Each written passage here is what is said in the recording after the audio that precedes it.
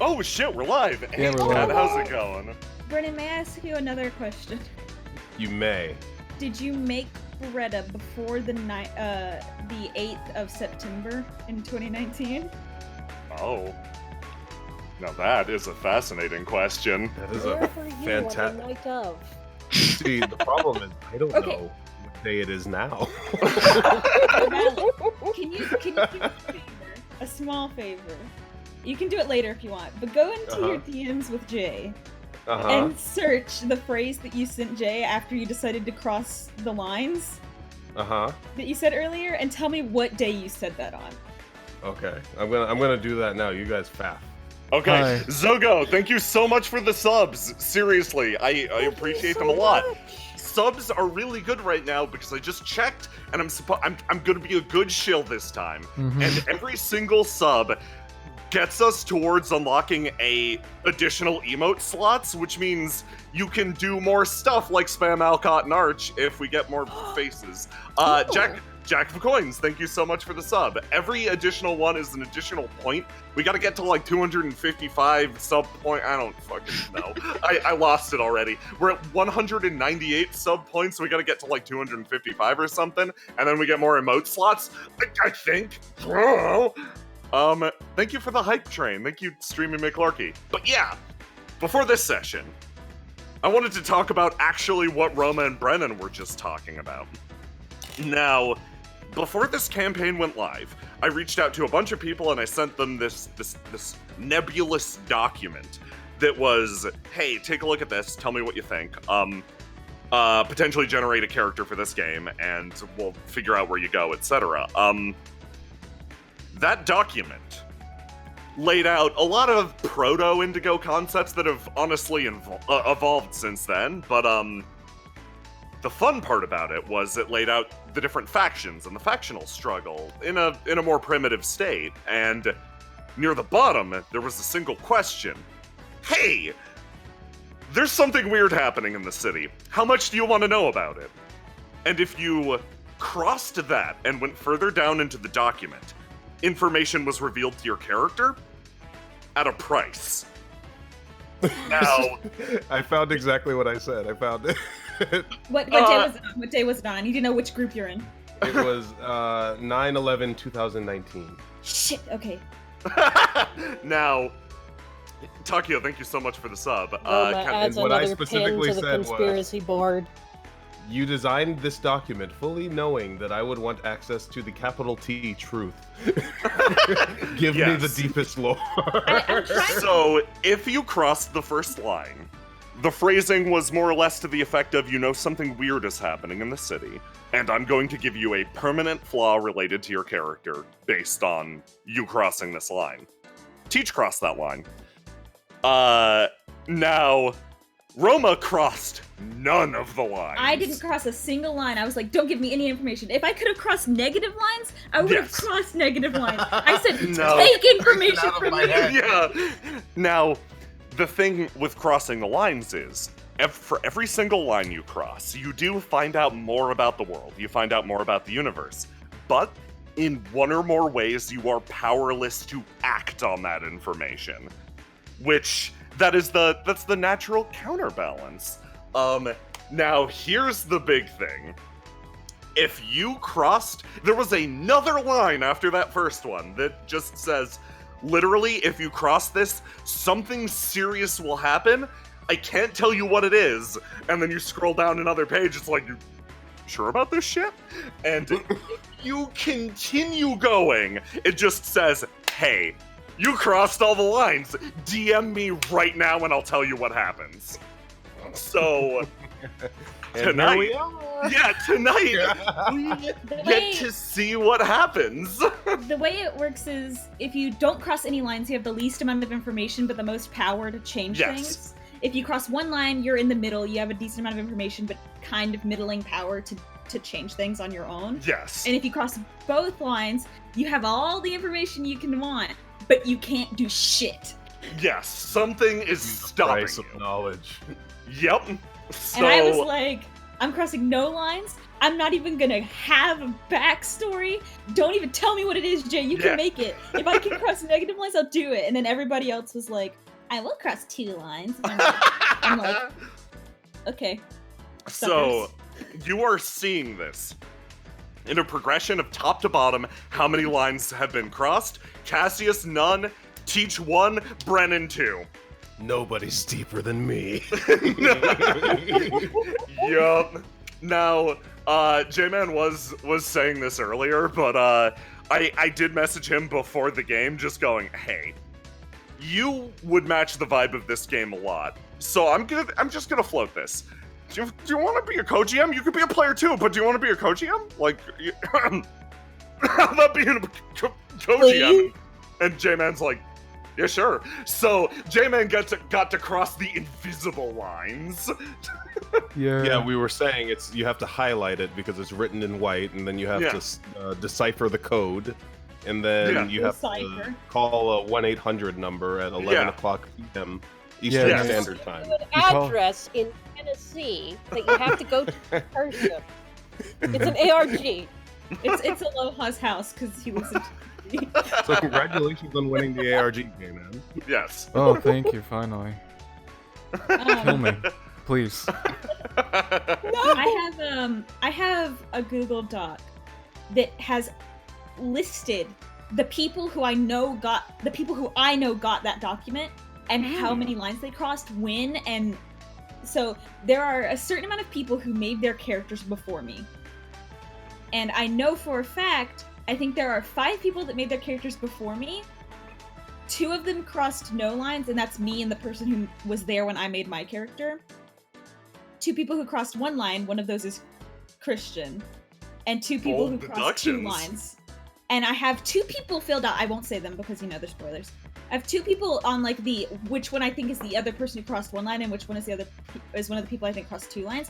But I'm missing the last person who made their character before me, and I'm desperately trying to figure out who it is. Like, who are you? Who could it be? We can worry about that later. Yeah, me quietly sipping my coffee, knowing full well no one has any idea what this means. My only advice is, if you get too hung up on the specifics, you'll miss the forest for the trees. So I have every single bit of information I got before my session on this doc. All of it is here. Okay. By the way, I filled it out more, Jay, if you haven't looked at it. Oh, fantastic. Alright, I think we've had a decent amount of time to faff. Alrighty. Do you guys ready to get started? Sure, I'm ready to die. Alright, good luck. I'll head out now. Yeah. Good luck, luck. y'all. Thank you. Thank you. So, The music all stopped too. of course, because we need to start talking about consequences, at least briefly. So the fun part of this is I get to lead in to every single one of these sessions with a borderline like OOC look into my brain space. Because I can't do that normally. Normally I lead in and I'm just like, here's the narration, we're going. But I get to talk to you as people, and we get to talk about the themes and how they relate to what's going on, Now, this campaign, and the way I run most campaigns and most characters is by a philosophy of what I call like this is part of your story too.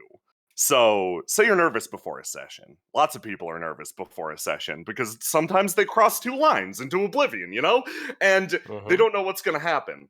That nervousness, that isn't a flaw. Most people would go like, hey, that's a problem because you're nervous. You should be cool as ice. No, that gets your blood pumping. That gets good brain juice going. Your mistakes, your fuck-ups, your low moments, those are all part of your story. They add texture and character to the tale that wouldn't exist if it were played perfectly. And tonight, we're gonna focus on one of Beretta's low points. Oh boy. This occurred 3 nights ago, briefly before the student known as Beretta Pietro vanished. There's a bang, a resounding gunshot through the thick, thick rain. She fires the shot, streaking past 3 punks, but God, it ain't aimed at them. No, if anything, those are her friends. It flies into the fog, into the shadow, where she waits to hear a call. She hopes the bullet bounces. She hopes it hits something out there. She hopes for at least the resolute clang that tells her she missed or she failed. But she hears nothing other than the rain. And then a rhythmic thump. Almost the same as those cowboy boots she wears. The sound of heavy armor moving through the fog. Something big's out there. Something she was hoping not to deal with quite yet. All of this was meant to rally her forces, the forces of all the others, to stop this unstoppable beast, to take back her city. The fog begins to part at the behest of something far, far larger than it. And you see the towering figure. Cerisa strides into the junkyard, a behemoth, eye lit up. There's no weapon on her back, she doesn't need it. She takes a step forward as one of the punks aims to ambush her. It's not one of your boys, which is good, because the following would be rather gruesome if it was. She immediately grabs the punk, takes one step forward, drops him, wrenches open this oil canister, throws him inside, and then seals it up with her bare hands. Another one attempts to rush up behind her, bringing down a crowbar on her back. It slams against her and goes clattering harmlessly off. She whirls around and wordlessly picks him up by the face.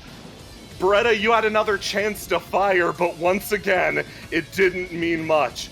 Her steely gaze turns towards you for a moment, but it's blocked out. Something darts forward. A significantly larger figure, blocking out even the lightning strike for a moment. Ha ha! His fist hits her chest and harmlessly rebounds off. She looks down at him. He's big himself, size of a goddamn fridge, but she's some sort of burning red tower. Oh, that's almost a shame. I think if you'd punched any of my boys, you would have done far better. But unfortunately, she drops one of his men. My armor won't be pierced by fangs like yours. He takes another step back and sweating looks back at Beretta. Oh boy. Yeah, we should have gotten Joker for this. Fade might have made all the difference in the world. He ducks down again. Give me some covering fire, okay? We gotta make a line. I gotta lace that for you. He darts forward, and in a split second, he is lifted aloft and thrown harmlessly to the side. She takes another step forward towards you, Beretta. No opposition giving her pause. She slowly reaches out a hand. This gigantic digit that casts a shadow darker than the night itself. And she places it on the top of your hat. A good attempt, little king. Keep polishing those cannons. Someday one of your bullets will strike through. But as she says that, Beretta, you begin to feel that same sickening feeling rise in your chest. You thought it stopped a year ago. You thought you were beyond this, beyond the sleep, the hallucinations, beyond the nightmares. But you can feel it building again from the bottom of your boots, in the shadow of this gigantic woman. You see it. You see a place you haven't been to in months. You see darkness. A city once blue dyed burning red. You see a hole deeper than the greatest abyss, and you see twisting iron corridors. And then you see nothing. Your eyes go dark. And then we're gonna jump over here. We're off to a great start. Yeah.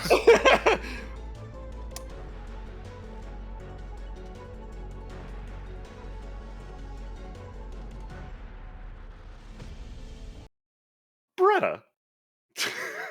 It's been 2 days. You've had some time to relax since the incident. God, your job was simple. You were set to meet up with one of your fellow sort of gang leaders. Join your forces together, maybe discuss something about what to do about Tempest, but oh boy, that went awry when Cerisa herself showed up. Now, the meeting itself was brought to a rather untimely end due to her intervention, but yeah, you had another one of your episodes. You don't remember the 24 hours. 3 days ago, you don't remember that 24-hour period. Memories start about 2 days ago, where you were brought back to your apartment, sort of in a haze. You've been lying, recovering ever since. A little too weak to move, which has been endlessly frustrating to you. You thought you were past this. You thought you were past visions of that red city. You thought you were past visions of the labyrinth. But here you are, laid out on your ass once again, and you can't quite forget the condescending tone of that behemoth in red calling you Little King. But however, we're joining you at this exact moment because following you resting in bed would be extremely boring. This is the exact moment, in fact, that you're feeling well enough to stand again. Yeah, I'm gonna get up as soon as I can and make my bed. I don't know why I'd be in bed right now. Yeah, you've been exhausted. It's been a ride lately. You quickly make your bed. Normally that's sort of the job of you've got to live in like maid. But like you do this yourself. It's all you could do to help out, really. You're not quite sure how the meeting ended either. Yeah, I'm noticing more and more of these black spots as these days go on. It's kind of worrying. Yeah, it's bad. Now, your apartment is a place you've lived in for quite a bit of time. It's this gorgeous high-rise in, at the very top of Pinion Tower. Basically the richest of the rich. And your room, while actually rather Spartan, does not well characterize the rest of your apartment, which is designed to appeal to merchants of your status, frankly. Well, first thing she'd do is she'd get up and she'd look at her schedule for the day.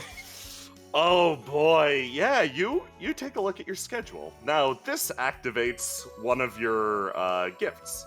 This is a unique one.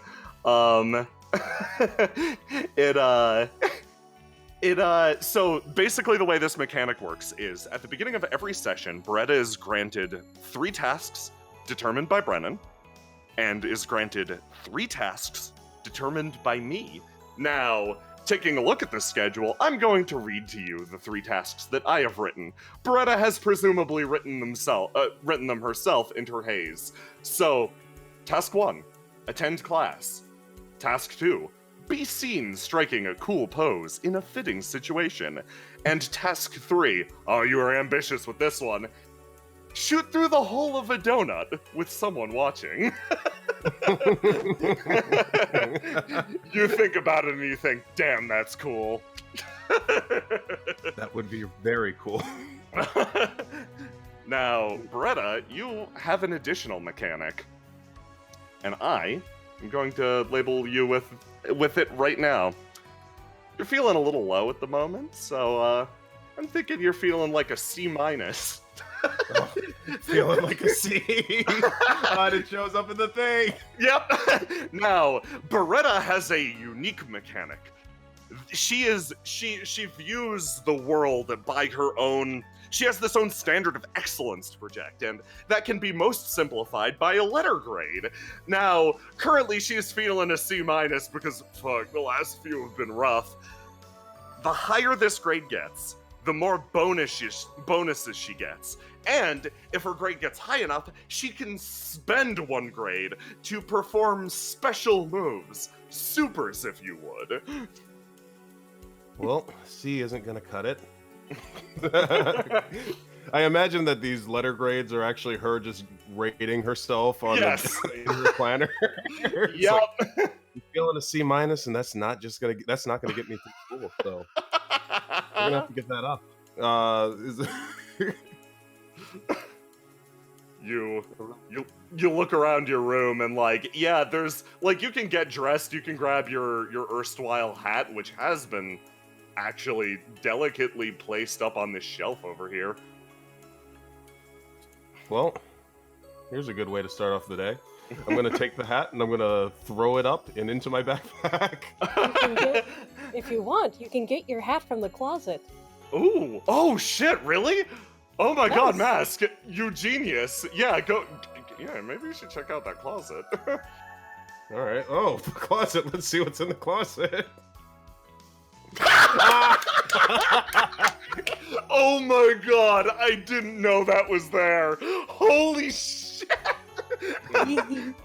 What day is it today? Yeah, which one are you feeling today? Let's Can I get some Saturday. yeehaws in chat? Yeehaw-dee. Yeah, she's gonna frisbee this hat across the room into her bag. Gotta start trying to get her style rank up a little bit, even if it's on her own. Yeah, you throw it in, but it's not quite the same. Nobody's really watching. And as you do that, you start to feel movement outside. You're pretty good at sensing this stuff, like a cowboy's instinct. Also, this man is particularly loud. Beretta! Beretta! Thump! The door flies open and your dad flies in. You're up! He looks at you. He looks up and down. Oh, you had me so worried. Ha! You look great. You seem surprised, Father. I thought you'd be out for another day or two. Oh, I was so worried. He seems... You should know better than to worry about me. I'm pretty good at handling myself. Of course you are. Of course you are. His smile has not moved, even when talking about how worried he was. You must tell me the circumstances of your arrival. After all, you arrived, how do I put this? He stops and thinks, You were kind of carried like a sack of potatoes over that giant red armored woman's shoulders. If your grade could go lower, it would right now.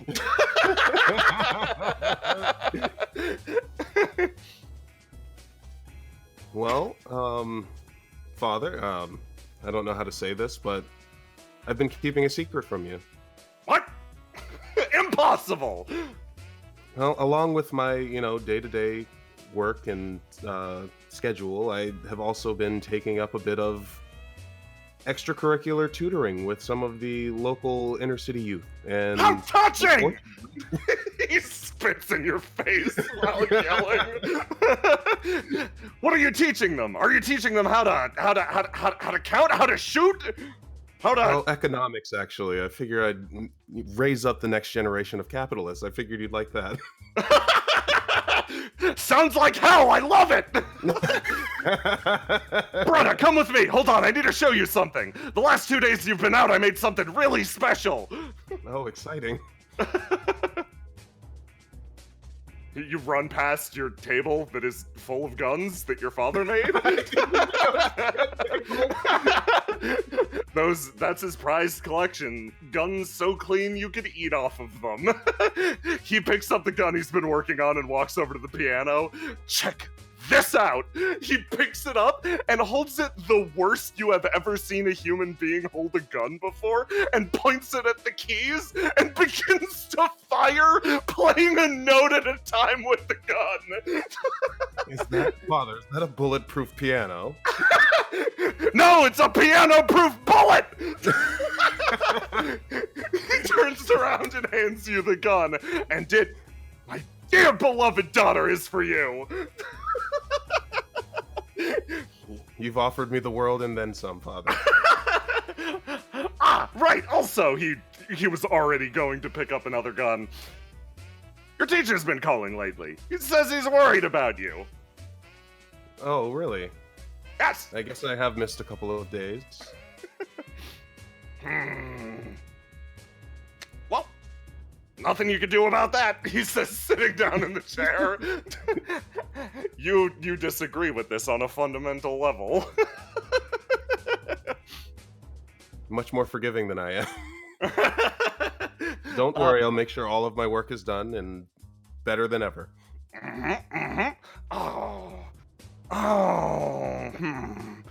Well, if you're going to school, I'm working on something new, and I don't know if I can get it to you in time. Hold on. I need to think. He takes the gun back from you and starts to shoot the piano again while thinking. Dun, dun, dun, dun. I can work something out. Just be safe out there in the city. I was so worried about you. I know. I will do my best. Okay. I assume Mother is at the offices already? Yes. He's growling while working on a gun.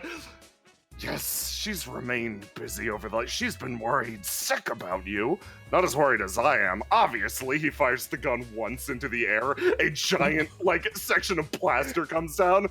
I'll have the maid fix that. You hear from above you, "Oh my god, did somebody just shoot a gun?" It's an apartment! Father, it's an apartment. You can't just be shooting up into the ceiling. And this is why I told your mother we should buy out the floor above and below. There are more bullet holes in the floor than in the roof, you notice. Well, if anybody could afford it, I'm sure it's you. Mm-hmm. I am very rich.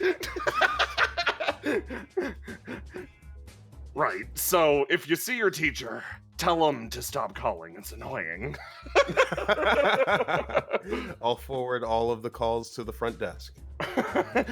Thank you. Love you, sweetie. Love you too, Father. Now it's time to keep teaching you how to fire. He gives the gun to the fucking plant. Beretta, are you gonna go to school today?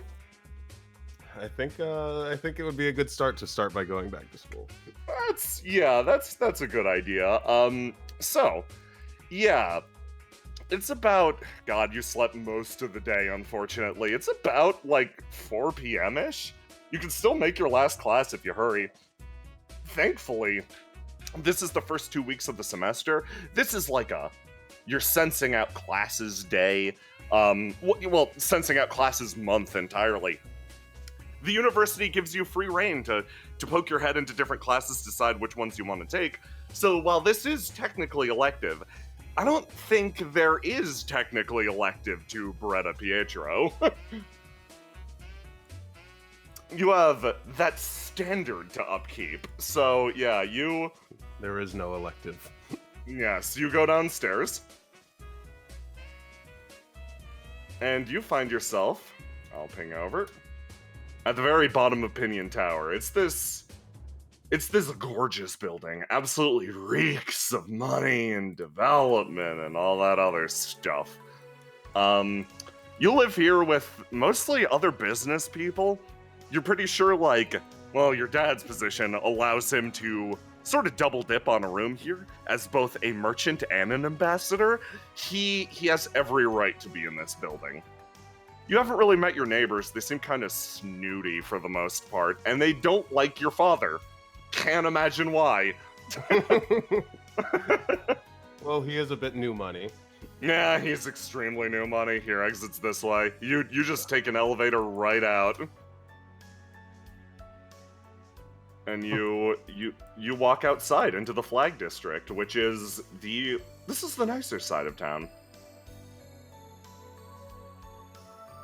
And you are at the very, very, very nice. You're at the nicest of the nicest buildings. Jeez, this is a nice building. Yeah, it's huge. And like, yeah, I'll point out the sights as you walk by. So you start to walk your path to school, and you see the lights of the Cat King Casino over there, which is a nightmare of horrible cat puns that you don't go to. It's this glowing neon mass that constantly just vomits light into the rest of the district. And immediately across the way is a movie studio of all things. They say that the art of cinema is up and coming within Indigo. It's after some incidents in other cities, they're moving around. They're trying new places. They're trying to make a new center of cinematic success. It's been rather unlucky so far, due to reasons. One of your very loud tenants has been discussing this. You exit the Flag District and find yourself wandering across a bridge that connects up to Old Town. It's kind of inconvenient going to school in Old Town, but, you know, it's the only, like, higher education facility now in all of Indigo. And you start to travel past, and you see a man standing atop a metal archway in absolute focus. He looks at you. You make eye contact for a second. Could it be? His eye lights up. No! You are not the one I'm looking for. He goes back to fishing. What on earth did you mean by this? For a second, you could feel your destiny change, as if pulled by a fishhook. But excuse me, sir. Who dares call out to Fisher Magnus? He turns around and looks at you. I was just wondering if you might have been enjoying a tasty brunch, perhaps? Fog emits from his mouth. This, dear citizen, this is the old airship dock. If I ate the fish from here, I would be deceased within moments. I catch the fish here to test my skills, not my luck. his aura once again retracts. You feel the power leave this man. Strangely not the strangest thing going on in Indigo right now. You travel through the cathedral district. Which I didn't have the courage to get the bond off. He's looking for a very specific type of energy right now. He's seeking one with the mark of destiny. You go to the cathedral. And I'd say probably right about this time is when you see two people, you see two people over here vanish into a building. You actually recognize the current archbishop of the church, somebody else. Well, I wouldn't want to break continuity. Thank you. The GM appreciates this. You will remember this. The rest of your walk is relatively uneventful. You travel past like the haunted district, you know. You go by here a lot, you hear some yelling, maybe the sounds of a scooter, once again not your problem. And you go up to the university. I'm just gonna cut us ahead, save us some time for an uneventful walk. And you go inside, and to your class. Now, this class is one that you actually rather enjoy. Let me get you a loading screen really quick. This is one that you sort of understand at a fundamental level. Would you mind describing for both me and the audience what kind of student Beretta is? Beretta is the best student. She is. She is the best one. Yeah, out of all of the students in the student power ranking, she is number one. As the student council president, she holds a certain amount of power and has to keep up certain appearances. And if her grades were to falter in any capacity, then she would lose that power. So, as such, she's a voracious studier. She's always keeping a schedule, and she very rarely misses classes. So this has been a weird 2 days. Yeah, you go to your class. You go to math class. Okay, everybody sit down. Now, I know I'm supposed to sell you on why my class is the absolute best one. And like, that's important for my job or something, but at the same time I don't super feel like that. So I'm gonna lay what you can expect from my class out. There's a lot of swords in the classroom. That's not gonna change. Sometimes I explain things in a way that students find difficult to follow. If that's the case, just put your hand up and I'll explain it. I've been told I have an imposing aura, that my, quote, eyebrows are scary. That's true. He's thinking. And that's about it. Syllabus is on the desk. Let's learn some math. he goes up to the blackboard and starts to teach. This is Professor Song. His class is one of the more difficult ones to get into. He only teaches 1 or 2 classes at the entire university because he is, well, after all this time, you can figure it out. He's a little, abrasive, and he probably told anyone who told him to teach extra classes to fuck off. As one does. As one does. You like his class in particular because it's weird. At a certain point, like halfway through, he stops teaching you about the dynamics of a triangle and starts to teach you about bullet fall off. Like the pressure, the wind resistance, and the arc and angles of bullets. And the class seems actually rather engaged at this, and you in particular are like, yeah, you're like, huh. Song doesn't seem to notice he's no longer teaching math and is getting closer to physics at this point. So anyway, if you want to hit a guy like, let's say 3 buildings that way, you're gonna wanna... Oh wait, hold on, crap. Shit. He quickly erases the board. Don't tell anyone I tell you this, okay? Like, secret, okay? I'll give you all, like...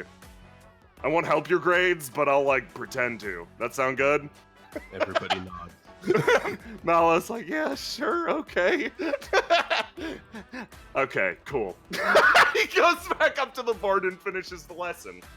Beretta, you've finished one of your objectives. Attend a class.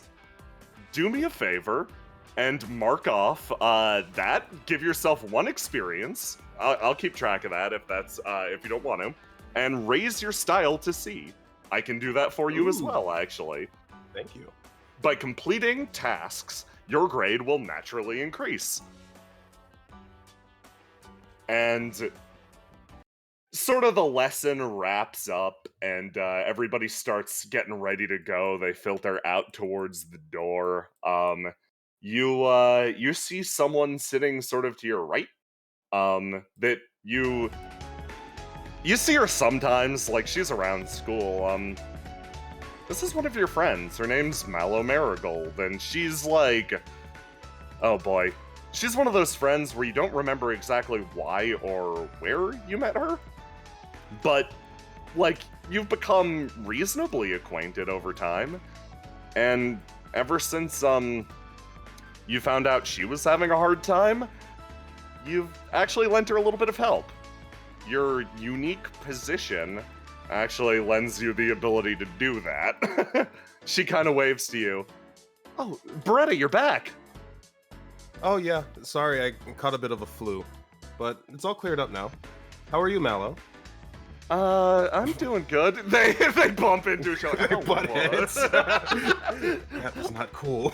That was not even remotely cool. They back off. I was sick too lately. You both have a moment of mutual tiredness. I gotta say, I'm really thankful about all the help you've sent my way lately. Like, whenever I can't cover shift, what was his name? Jakku? Yeah, no, he comes and helps out. It's good. I'm glad. I'm glad I can do that for you. I hope class was good for you today. I don't know when I'm going to fire a gun ever, but at the same time, You want today to be the day? I have heard rumors about your family, and I would love to go to the shooting range sometime. I'm gonna try to catch up on some sleep this afternoon, I think. That's fair, but I'll hold you to it. She actually smiles at that. I really appreciate that, like, genuinely, and you've been holding up okay? I heard you vanished. Oh, she's taken aback for a second. It's like, oh, no, yeah, you know how rumors get started. It was really more of just collapsing from exhaustion, and then, you know how the flu is. You had it too, apparently? Yeah, I had the flu as well.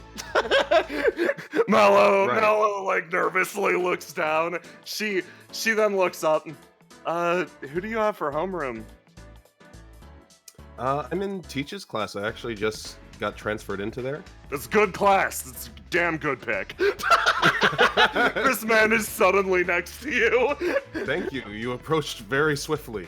Yeah, I have just got a sense for people making good decisions, you know?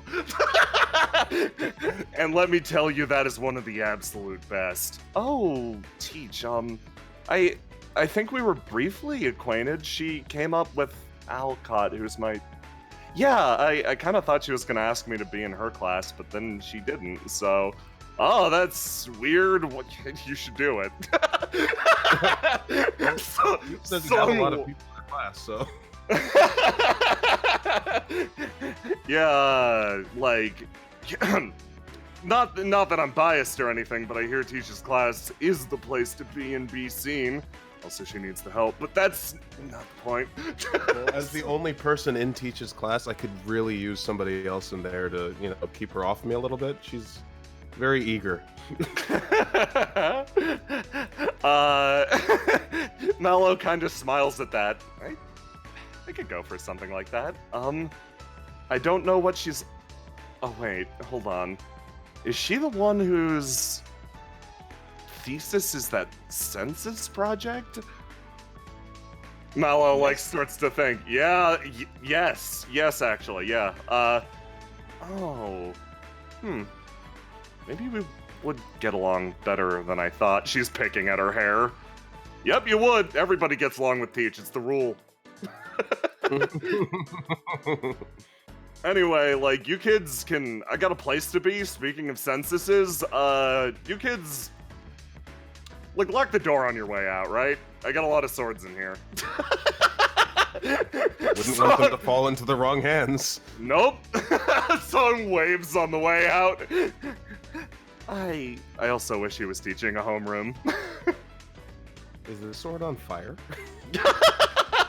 Is that a hazard? The two walk over and start to poke at the sword. Mallow, like, looks over to you. seriously, you doing okay? She's gonna try to empathize with you right now. Yep, here we go. Here we go. Oh wait, that's the wrong button. Ignore that, anybody recording rolls. This is the right button. Oh, dear God, you cannot beat that with a roll to die. Do me a favor, roll to die. Yeah, do me a favor, roll to die anyway. Okay.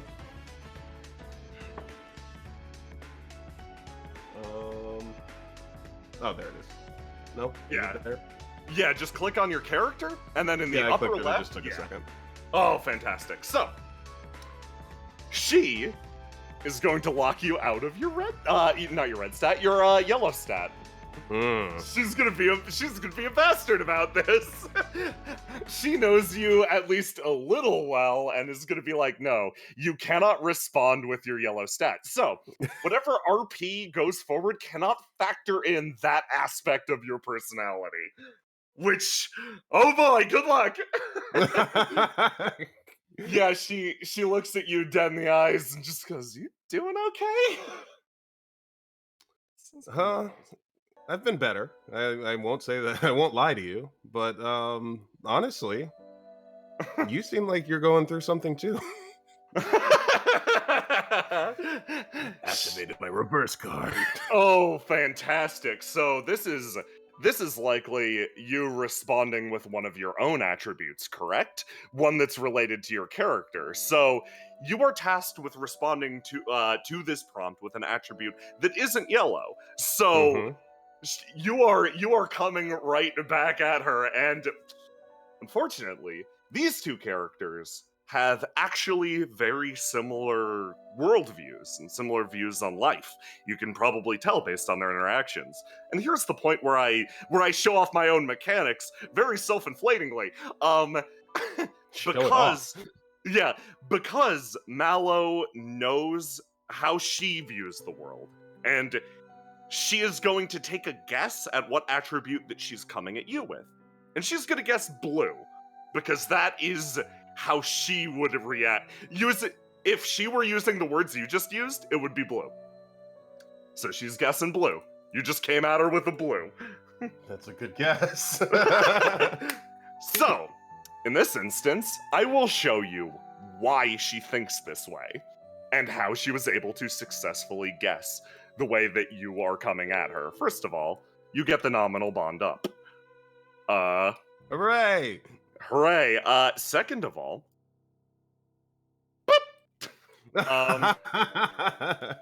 she picks away at her own hair. I'm going to be honest, I'm barely holding on right here, man. She starts to collapse into her turtleneck. Mallow's blue stat, I gotta read this exactly, because it's very important. You can see this on the World Anvil, or you will be able to once the session is done. Her blue stat is, and I quote, in its entirety, I'm living a pragmatic life because I'm so tired. I'm sorry. I can't think of anything big or fancy, and this would be much shorter if I had the energy to revise it. You need to trust that I'm trying my best. That's her blue stat. Wow, hard to relate. She looks down at the flaming sword that you both have futzed with at this point, and you can tell, yeah, no, this ain't gonna burn down the classroom, and she just walks over, sort of sits down. It's been hard. Some stuff's been happening, and the headmaster told me not to tell anyone, but I don't think I can do that. There's something around the school. I'm not the headmaster, but I would say that my position holds a certain degree of power. Oh yeah, I can work with that. She smiles again. Well, here's the situation. It started about a month ago. This thing's around the school, and it's like I'm the only one who can see it, you know? I don't know what it is. I don't know what it's doing. Beretta is instantly taken aback by those exact words. But I told the headmaster about it, and he told me that. Well, he told me to go get some sleep, which, you know me, is not the easiest thing in the world. And I'm struggling a lot. She deflates. Well, if I could offer you a bit of advice, you don't need to carry that load on your own. There's other people who I'm sure, sometimes I'm sure it feels as though you are alone in what you see and what you feel, but I promise you there's other people like that there. Specifically what you just said, I very much relate to. Oh? She genuinely looks in and sort of furrows her eyebrow. You're gonna tell Mello what's been happening with you? This is decision time. This is big decision time. I think she will say it in less terms. Fantastic. That is still acceptable. Okay, so yeah, I'll do. You get Beretta's heart-to-heart theme because Beretta having heart-to-hearts has slightly different properties than most. She looks. Well, what's been going on then? I thought I was the only one being haunted right now. If there's another person going through something similar, maybe the city's haunted and we should burn it to the ground. Haunted is a very good choice of words. Does this have something to do with why you disappeared? Yes, it does. I'm afraid that in a way that I can't fully explain, I've gotten myself a bit over my head over the course of the past year. She looks at you, thinks about her own situation. I feel that. And let me guess, it's kind of in a way that you can't super talk about publicly. Especially in a place like here. Same. She looks up and around. Okay, how about this? If you ever get in trouble, just give me a call. I won't judge. Really big trouble. And I could come and help out. If I ever get in huge trouble, I'll give you my number and, I'll call you. And you can come and help me out. I think that is completely fair. But for maximum effect, you're probably going to have to learn how to shoot a gun. Huh. I don't know if a gun would work on my ghost. But whatever works, man. Well, my father always says, there isn't a problem you can't shoot. You feel his spectral form behind you. He's so fucking proud. He's fucking beaming at you. Great job! She flashes a thumbs up. Man. Mello regains some composure, some life energy. Okay, where would I learn to shoot? Well, I have 3 guns with me right now, and this room seems to be made out of stone.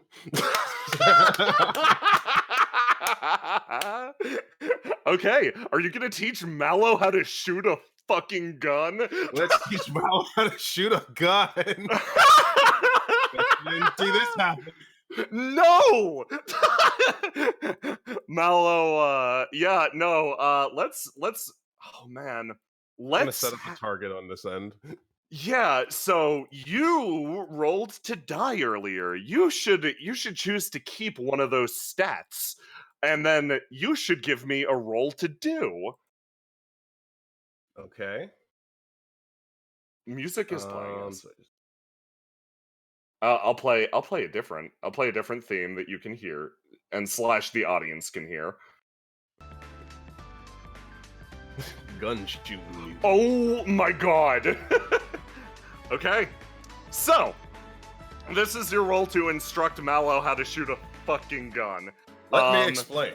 Allow me to explain. Once again, you perfectly embody your father temporarily. And you teach Mallow how to fire a gun. Like, time passes, but it passes relatively quickly.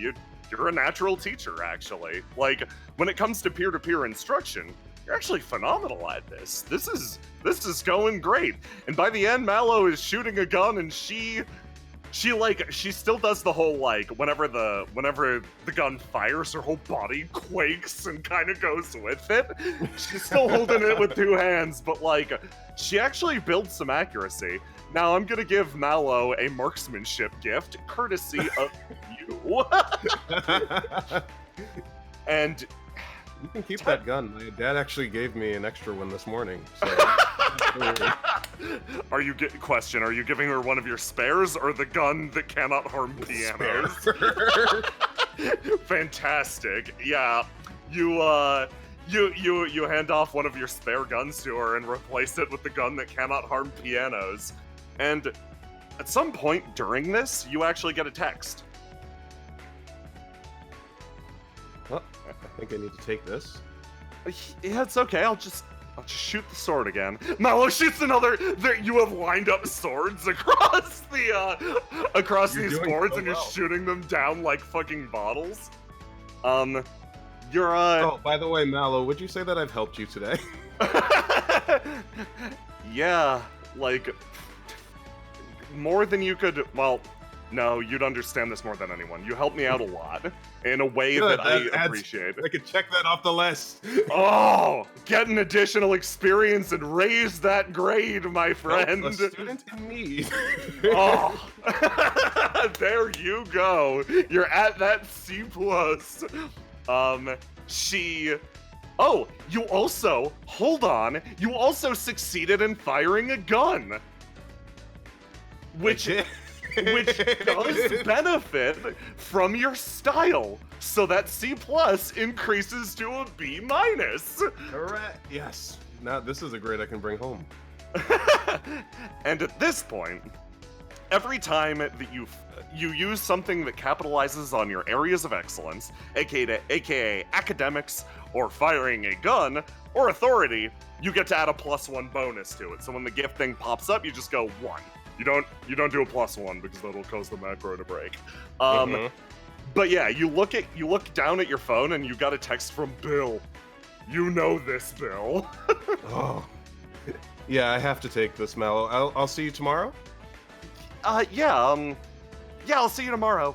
Yeah, remember, call if anything comes up. Oh, juice sounds lovely. She continues shooting the fucking swords down. She's having a blast. Literally. Yes, you take a look at the text from Bill. It's a caps lock. He frequently does this, but there's some extra intensity to this one. This one reads, quote, "They got Jakku! Exclamation point, exclamation point, exclamation point." Uh-oh. I texted back, "Well, get the boys together. Guess we're gonna have to go moseying." She texts this, she doesn't say this. Of course, yeah, no. You're like, well, get the boys together, bang! Normally people would say mistype, but you know, you're used to guns being fired off in your immediate proximity. You don't miss a beat. And yeah, you summon the boys to your usual meetup point, the warehouse district. The place that you had your little confrontation a few days ago. So, are you gonna head over to the warehouse district to meet the boys? Yeah, I'm gonna grab some water, and then I am going to go right there. You swing by the cafeteria first, you grab some water, and then you head right on over. And get hydrated. Congrats. Stay hydrated, chat. Let me drop you on this. You're doing phenomenal, by the way. Good, thank you. You go to Hull Street with an added sense of intensity. Now, for the sake of stream and continuity, I'm gonna show you guys where the warehouse district is because you passed by it a few times. It's this pathway, and you hurry. Like, you're used to moseying, taking your time because taking your time looks cooler, but it's less of a mosey and more of a giddy up. Exactly. Oh, important. Are you gonna change on the way over? Of course. Okay, so as you pass under this overpass over here, you quickly put on a hat. Now that nobody will recognize me. And get ready. You enter your alternate form. All right, howdy, yeehaw, what it do? Giddy up. Let's go. You quietly recite this to yourself as you pass by. You travel down Hull Street. It's rather packed, but you're stopped. Your cowboy senses once again prickling. From way back down here, you hear a whistle sound.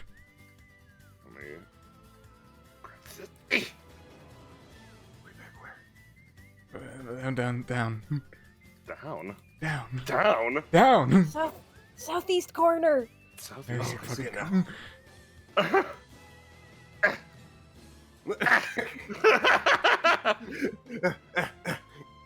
So, Brennan. Beretta turns around and you see from a roof. You hear someone go, "Delivery! I have a delivery for a you!" She points at you. What is it? Hello! Oh, delivery from one, I don't know his name. He shouted a lot. Here, this is for you. She hands you a cloth, and it appears to be something in it. This cloth mysteriously has a bullet hole in it. Oh, that must be from Father. Okay. Delivery done. Okay, bye. Here, take a tip. Thank you. And take your time next time. There's no rush. Oh, really? Okay. Well, bye. She quickly kicks around and shuffles off. Who was that mysterious girl? You look down at the package you received. What the fuck's in it? Yeah, what's in the box? You open it. There's a real ass gun in there. Is it a pretty gun? A pretty nice gun. It's from your dad, for crying out loud. Yeah. It's Yeah, a we very would make it nice a gun. I kind of do the thing where you look down the site, even though I'm out in public, and it's kind of probably a little sketchy. Examining its quality. You quickly take apart the gun like fucking naked snake. You put it back together in half of a second. That's a good gun. Yeah, everyone backs the fuck off because you have a gun in public.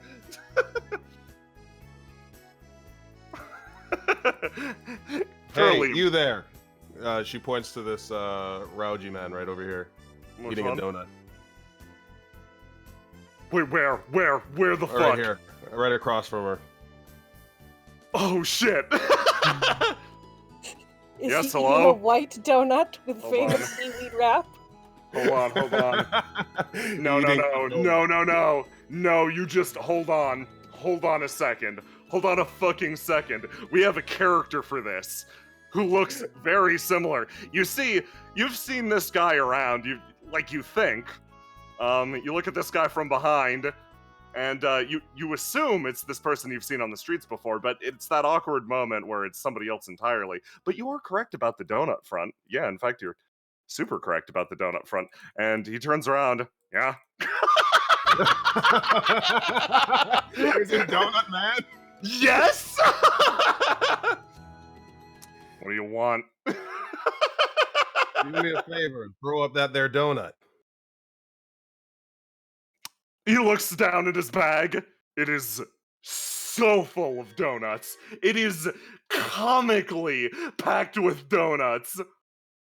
Okay. You're gonna buy me a new one after this? I'll buy you a dozen. Okay. He reaches down, he picks up the donut, and he throws it into the air. This is going to be a skill challenge. This is gonna be a 5-star skill challenge with no modifiers. Beat this. All right. Beat a 16. Ooh, 16. Yeah. So what do I need to roll for that? So, on your character, just hit roll to do, and you get to add a +1 to it. So in the box, just put in a 1. Okay.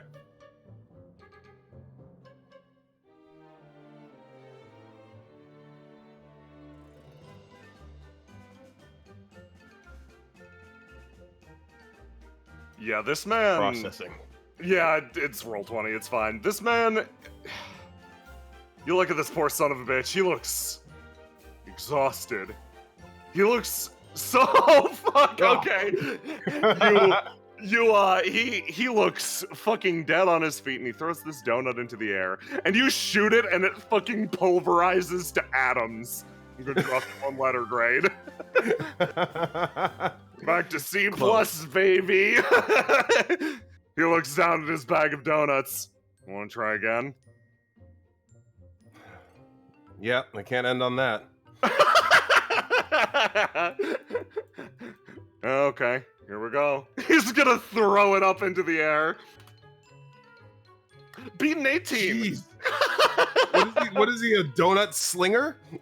You look close to Weapon of him. choice.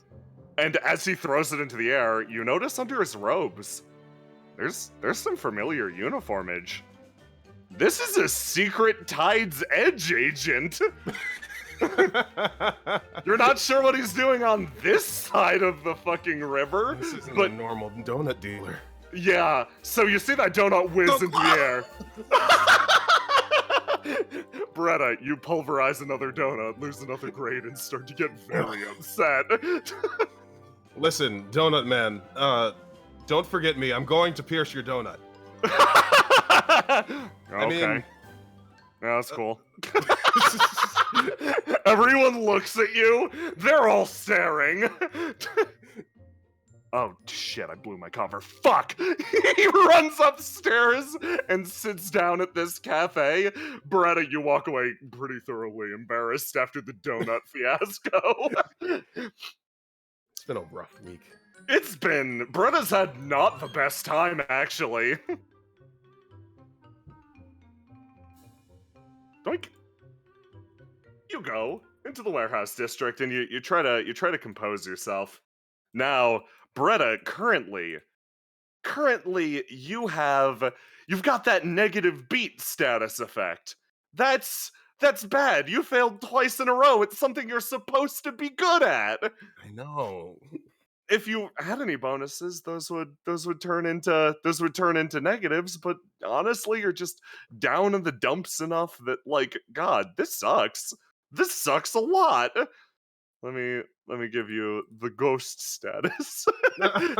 You're a little spooked. I'm gonna drink some of that water I got from the cafeteria. You drink some of the water and you start to feel a little bit better.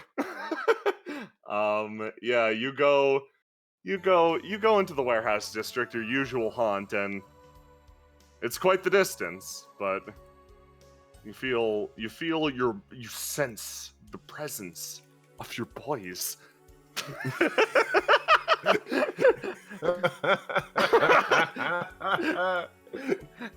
They are, oh man, they're beautiful. No, this music is too melancholic. Even though a bunch of sad shit happened, you can't feel sad, not while you're looking at your boys. After all this Stampeders, man, you designed their style yourself. Gorgeous 10-gallon hats with emerging from their fronts beautifully coiffed pompadours. the most expensive leather your family could buy, and the roughest, the toughest, the most rootin' tootin'est nicknames you could possibly think of. These are street punks for a new age, and as you close in, they all look at you and wave, "Howdy!" Howdy. What's the situation? And from the top of the tower, you can feel it. Your second in command, ready to take charge, the most powerful of the Stampeders, Bancho Bill, a man so potent, so powerful, so overflowing with cowboy energy that he not only got a pompadour, he reshaped and dyed his hair to also be a 10-gallon hat. Everyone else, they cut holes in their hats to let their pompadours fly free. This one is the hat. My favorite deputy. Pancho Bill speaks up. Well, howdy, King. Boy, do I have a doozy of a story for you. Go on. Well, turns out, Jakku, he, up and got himself kidnapped by the Gailarians. Or however the hell you pronounce that name. Beretta is pulling out. Beretta reaches into her coat and pulls out a dum-dum lollipop. As though she's pulling out a cigarette, and she packs it and then she puts it in her mouth.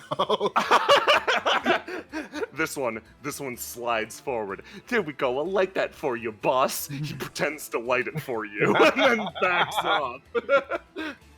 Thanks, Knight Rider Nakamura. No problem, boss. He slides and sits back down on the fucking box.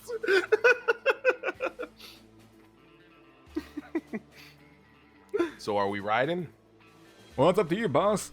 You want to go right in there and just, raise hell, or do you want to, like, prep first? Consider our tactics. Tactics would be the smart way, but you know that's not my style. Well, yeehaw-de-ki-yay, let's go. But before we go, any of you guys have any water? You know, I don't think I do. We do have a lot of wood, though. That's going against my order of staying hydrated. We got some sody pop. That's not gonna cut it. Sody pop dehydrates. Oh, damn it. I got me some Ricochet barbecue sauce. And You that can't drink that. And that is why you are on the rise, Hornswaggle Honda. Here is she falls over. One day he will get his shoot all the way out, and that is the day that he gets his promotion. A trickle of red liquid barbecue sauce.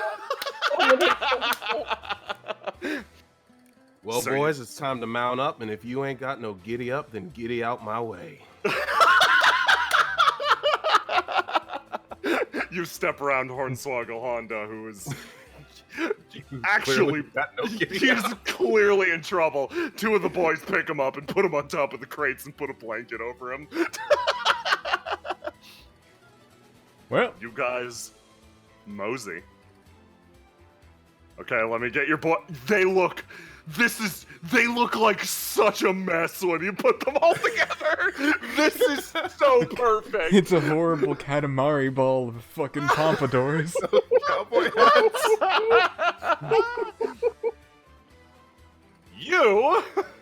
You Mosey, are you taking the shortest path there?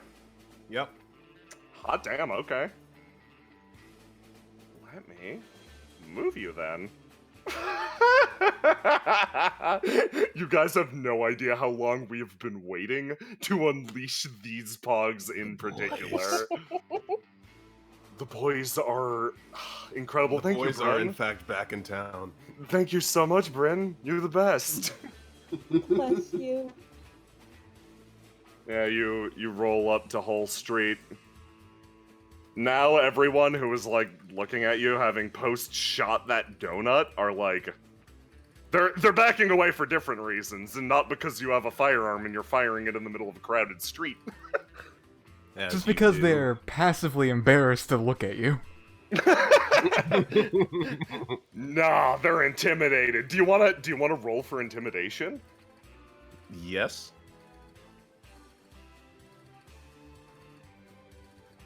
Just give me a quick roll to intimidate these guys. Oh no! Jeez. Hold on. What a day.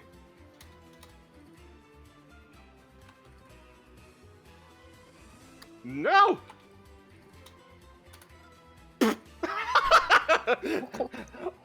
That is fucking fascinating. So yeah, they basically everyone like looks at you, cocks an eyebrow.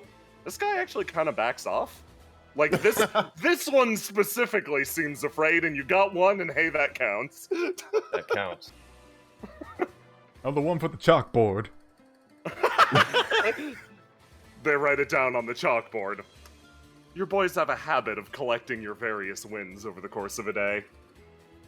Lord knows I need it at this point. Plus, why do you look so sad? It's been a long week. Yeehaw, Yamasaki. Yeehaw. He tips his hat. But don't worry, it's gonna get a heck of a lot better once we get our boy back. Ooh, she said the heck word. She's taking this seriously. Oh, heck Forget yeah. my language. You go to a bridge that connects this side of town to your home turf of Seaside.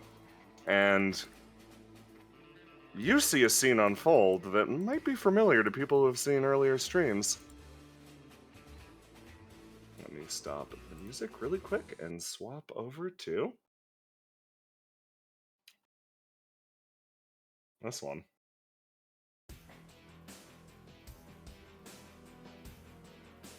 You go to the bridge that connects Seaside and Old Town, and you see a fucking scene unfolding in front of you. Over the ridge, you see people thrown bodily into the air. And your eyes focus in on the one behind it all.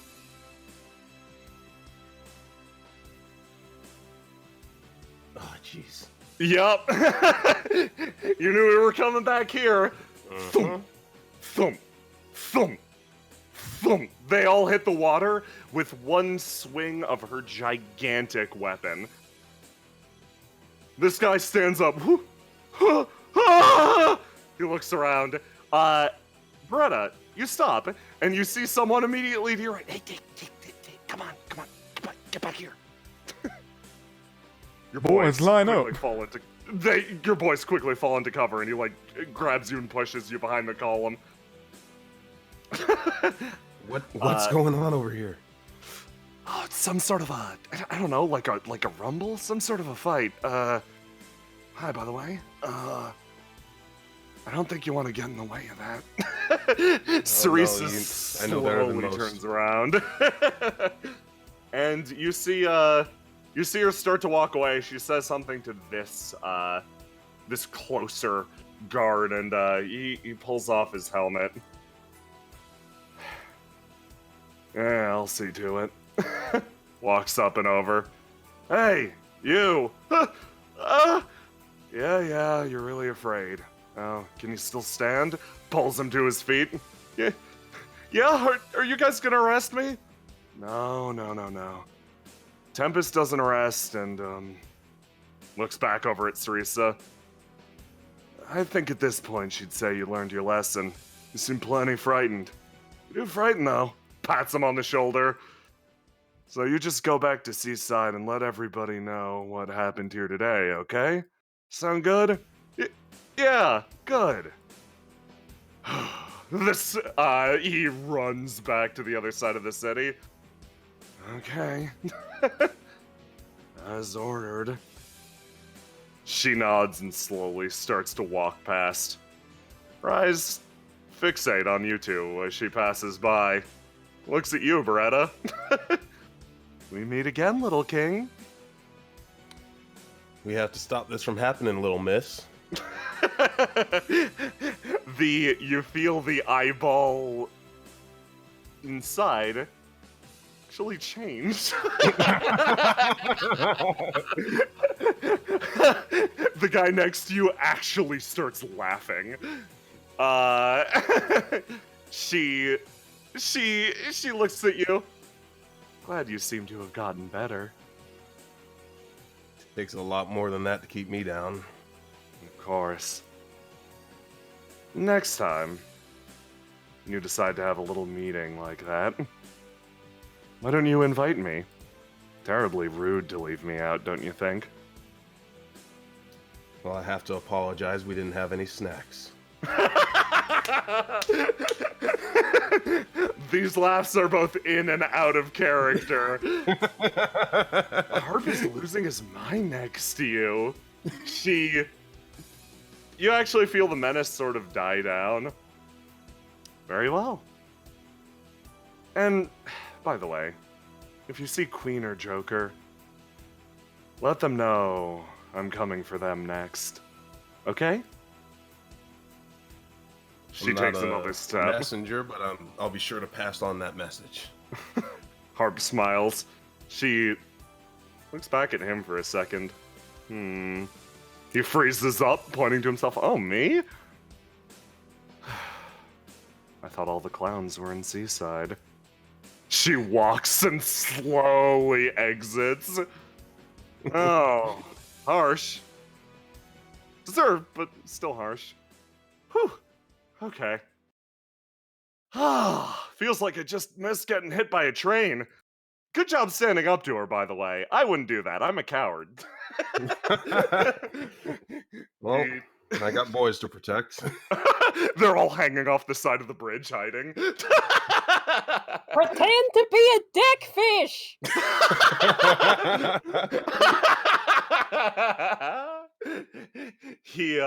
This guy reaches out his hand. Harp, nice to meet you. Beretta the Stampede. Ooh, fancy. Oh, so reckless. What do you think you're doing?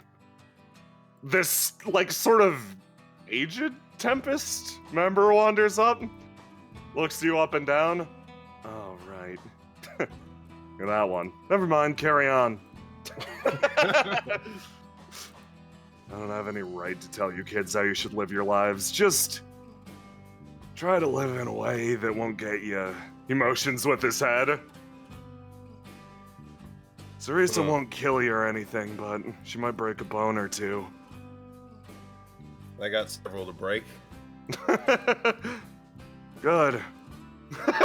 He says, waving and traveling past. All the other Tempests move with them.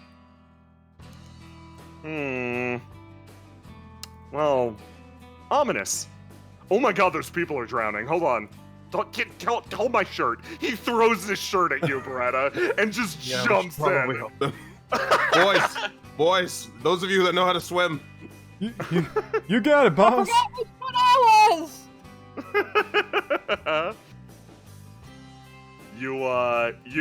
You spend some time saving people, and Beretta, this is a general task that just completing it helps to restore your reputation. You drag one after the other these poor drenched tidesmen out of the water, and they actually look on you gratefully. I'm gonna undo your reverse beat. Oh, good. And give you one. A crowd of people. I would say you have impressed a crowd of people. Yeah. Is that another experience point? Because that puts you at a B- again. That is. Okay, you're feeling good again. They all like it. Sort of upset. Like this Boncho Bill helps pull that one out. Like these guys, these guys all pile up. Thank you. Who are you? Well, Just a concerned citizen, I'd say. Keep your nose out of trouble next time.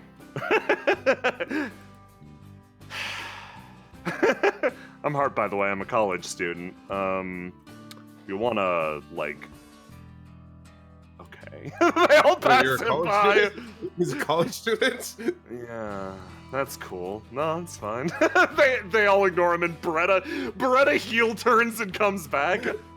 Yeah, I go to the university. Well, I mean, I wouldn't know. I haven't quite been yet, but I've heard it's a nice place. Oh, it's a nice place. I actually just joined a class. What class is that? Heard it's the best of the best. He flicks his nose. Taught by one Martha Teach. Huh. Guess I'll be seeing you around then. Cryptic. Yeah, okay, you keep your secrets. He waves and walks off. This was fun. You ever want to, like, pick people out of a river again, just give me a... Where the fuck did my shirt go?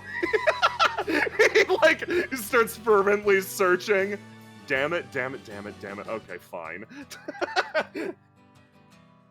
See you around, King. Waves, exits. all the tide are, like, looking at you. You're one of those groups that's been causing trouble over in Old Town, right? Depends on who's thinking that. Thanks. God.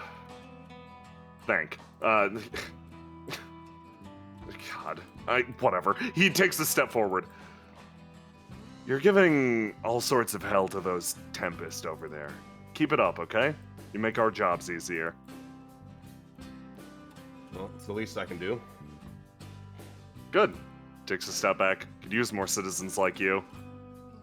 Most of Maybe them. Next time you end up face to face with that one, run away before you get thrown into the river. Oh, Master Von's gonna chew us out. He gave me a rocket launcher and I missed. Yeah, you did. They wave and exit. The way to Seaside is clear. You heading over? Let's go get our boy back. You go over to go get your boy back.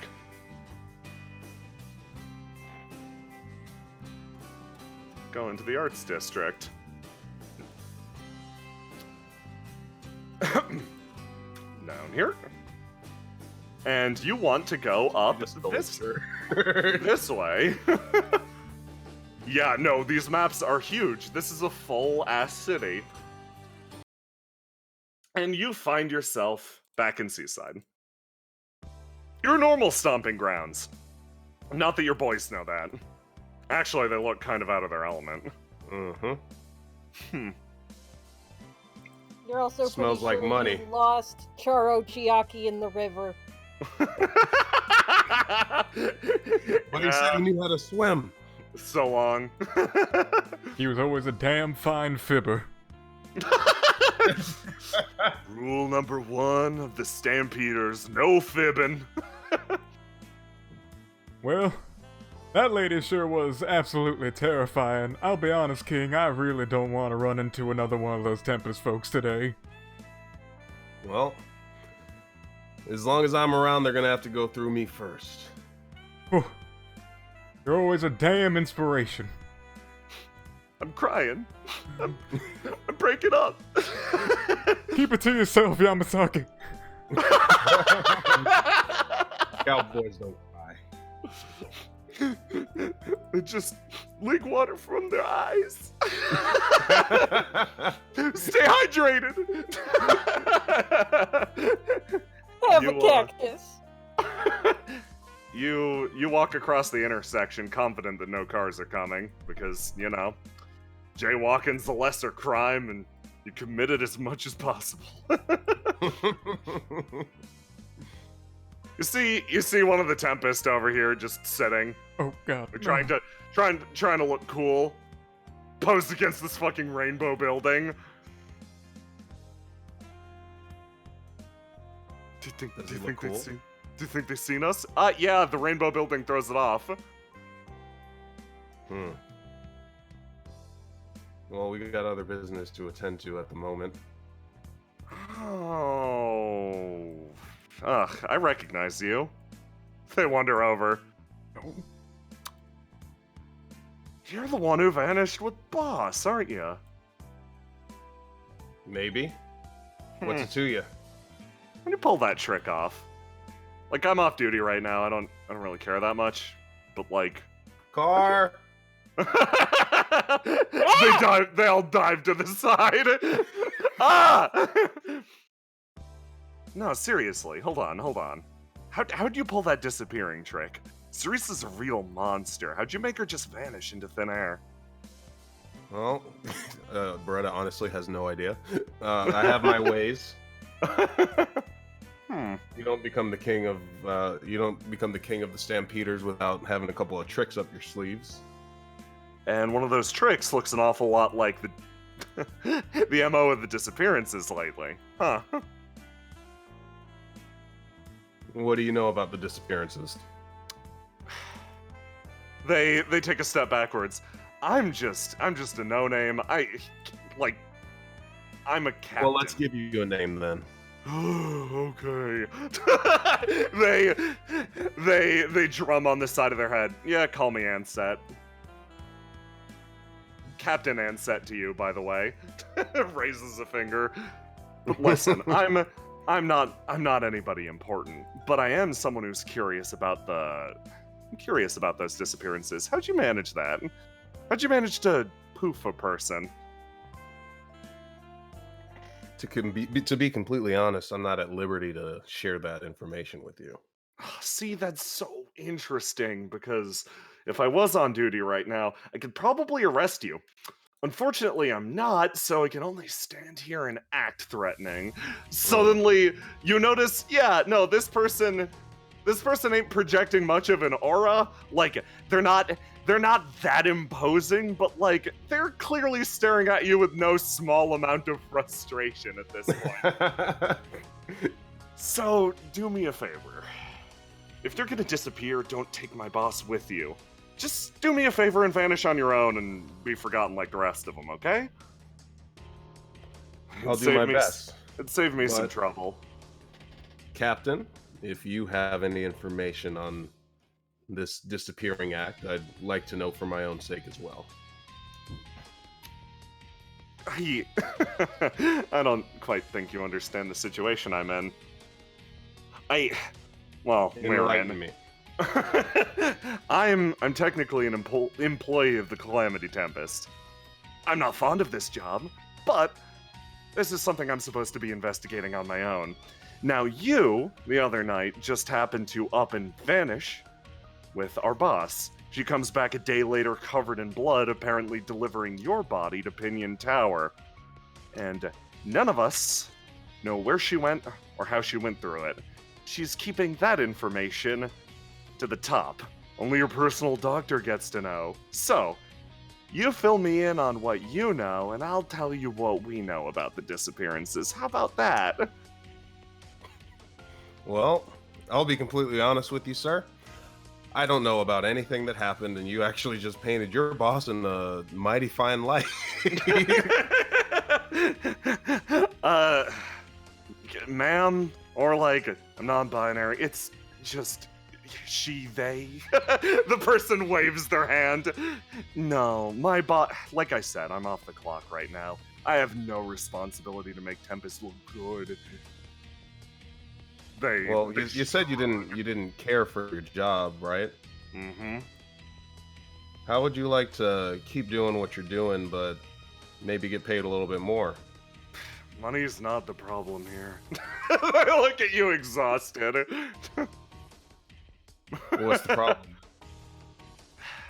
The problem is unfulfilling work, confusing circumstances, and the fact that no one knows how to communicate in anything other than grunts. Oh, yeah, I couldn't help you there with this group. Huh?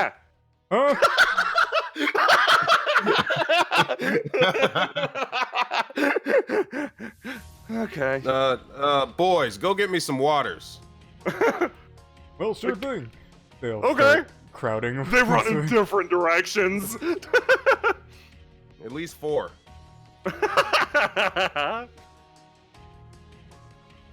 It's good to stay hydrated. Yeah, it's very important. I'm impressed at your professionalism, at least. Well, now that they're gone, let's cut the formalities. I can tell you exactly what I know, and if you would help me, it would be very helpful. They actually stand up to their full height. Really? Yeah, I don't see why not. You were leaning up on... Maybe it's the house you were leaning up on, but I feel like I can trust you a little bit. You notice they have glitter on their back from leaning up against the house. A sign over the door reads Rainbow Sparkles Bakery and Cafe. They actually... I wonder if they have donuts.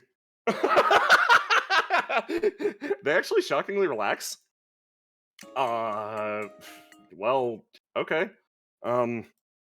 First time I've been treated okay in a while, so yeah, sure, let's sit down. Like they walk over here and like sit cross-legged.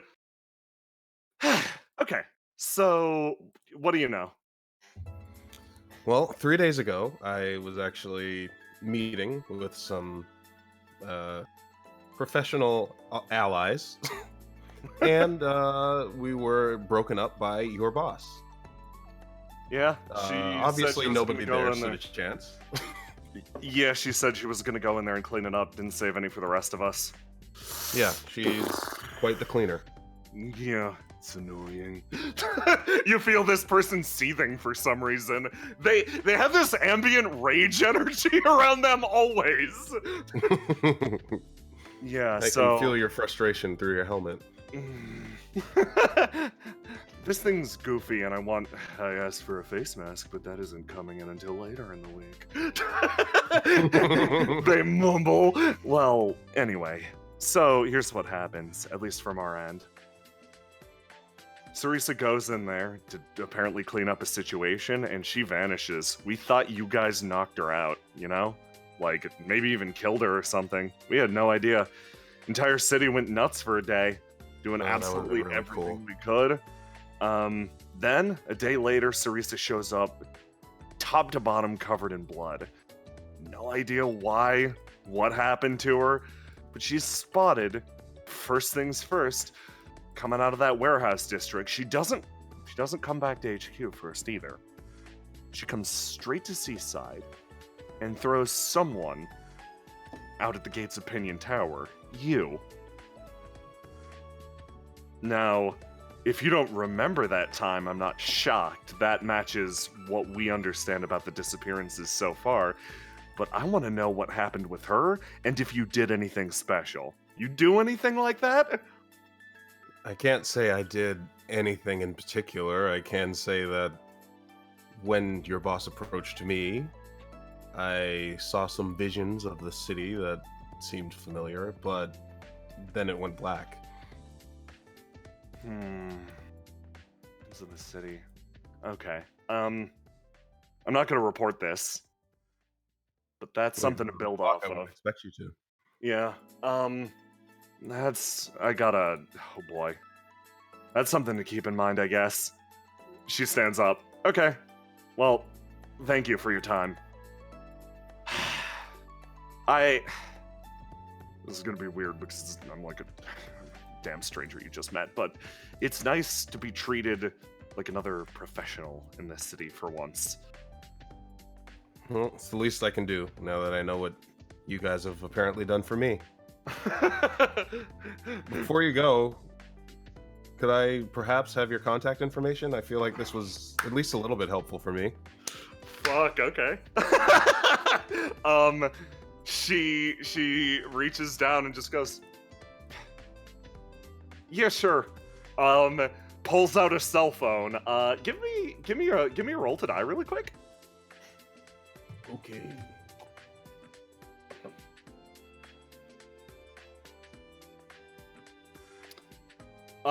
Yeah. So, choose which color to lock in, and it'll auto total it for you. Do I have to press something? Yeah, you just click keep and then the button, the color you want to keep. Oh, okay, got it.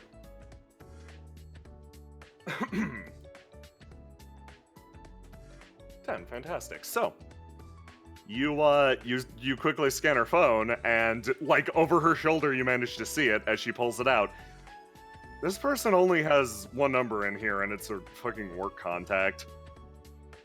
Oh, that's sad. Do you say this aloud? No, not out loud. Hey, I know this is weird, but if you ever want to, maybe go out for snacks sometime? They stop and start shaking in their armor. I know of a great restaurant right down the street. I would be honored to accept. They draw up to their full height and nod, and then quickly enter your detail with this gloved armored hand. I hate this armor, I hate this armor, I hate this armor. Okay, thank you. Goodbye. They scuttle away across the street. You can tell you destroyed whatever rhythm this person had. Like, absolutely annihilated it. I understand what it's like to be off your game. I'm gonna just, you know what? Good RP. Congrats on your B rank. Your boys scoot back in eventually. They've got water bottles. Well, here you go, King. We got ourselves a mighty fine haul of watered and other things. Weirdly enough, they were out of grape juice, though. I found a cactus! Cactus is the opposite of water. No. It is so far the opposite that it loops back around and becomes like water on the inside, boss. I gotta stop saying boss. I'm so used to the Deltano family. I found a turtle! That is exactly the same as water. You know what? Keep it. We'll make him a cowboy hat. Beretta is going to crush 4 waters right now. Beretta, you slam a bunch of waters and you head over. You head over to the Gylardian district, which that is my 5th water. I am checking that off the list. Is that how you stay Did you have stay hydrated on your list? It was drink 5 waters. Oh my god. You fucking played into the meme. I'm so impressed. So Stay hydrated. Can't have anybody everybody. being thirsty around here. Getting to the Gylardian district is an issue in itself, because the Gylardian district is a little separate from the main body of Seaside. Now, the Gylardians themselves are technically they're a faction that is part of a de facto more significantly larger Windrosy whole. The Gylardians rule this province, actually. Well, they'd argue that. Indigo's on a weird territory, split between Zephyrus and Nodus. It is a political dead zone, technically under the rule of Bluebell and technically under the rule of Gylardia. They argue all of the time over exactly who gets jurisdiction over this small city. The agreement that they struck in ages past was that trading between the provinces through the city of Indigo, the best saltwater port that Gylardia has access to, was technically untaxable by the city itself. This led to a massive economic disparity and a huge, just atrocious situation for Indigo itself, where it was expected to run upkeep on the docks, upkeep on pretty much all of Seaside, to cater to foreign merchants while being unable to tax their goods. Now, they made it up in the casinos and other areas that were technically taxable, but there's always sort of been a stigma against the Gylardians. As such, their dock is actually removed from the city itself, reachable only by gondola. So, you head to the market district, and you prepare to flag down a gondola of your own. Thought we were done in the water today. Unfortunately, boss, there is always water when the Gylardians are involved. It is like what they do. Wouldn't expect it, but they are like they have gills, but on land. Like some kind of land fish man. Craziest shit I've ever heard. Exactly like a bridge fish, you keep that up. Ooh, ice cream. Ooh, ice cream does sound good right now, but we do have a place to be. Oh yeah, we got a place to be. We gotta get Jakku back. Yeah, so the situation itself is kind of a weird one. Real strange, actually. Apparently, from what I heard, How did he end up getting so caught again? Well, yeah, that's the thing, though. He was doing right good as a daisy. Hadn't done a thing wrong in, well, a matter of hours. Then suddenly the Gylardians just kicked down the door and said, "Hey, we're taking your friend because we're Gylardians and we're bastards." That's the one. They said it just like that? Exactly Damn, like that. It's a word for word. You know, we have a rule against fibbing. Mm-hmm. They all start to sweat. Oh, I'm getting really thirsty. It'd be great if I could get hydrated again, but we're already here. That's a real shame. I still got the turtle. You go over to the nearest gondola. You're used to traveling, using these to travel around Indigo. The entire city is almost hooked up by canals, and a gondola is one of the fastest ways to transport yourself. Hey there, folks. Where are you headed today? Oh shoot, I'm supposed to be the one talking? Alright. We would like... You're there. We would like a, hold on, let me count over here. 5 tickets to the Gylardian... 6! We got a turtle! 6 tickets to the Gylardian fleet. If that's alright. That's what they called it? Alright. You know what? Turtles ride free today.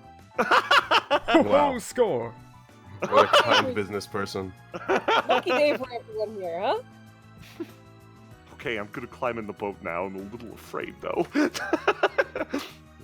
Don't be strong. afraid. Horses boats are like the horses of the sea.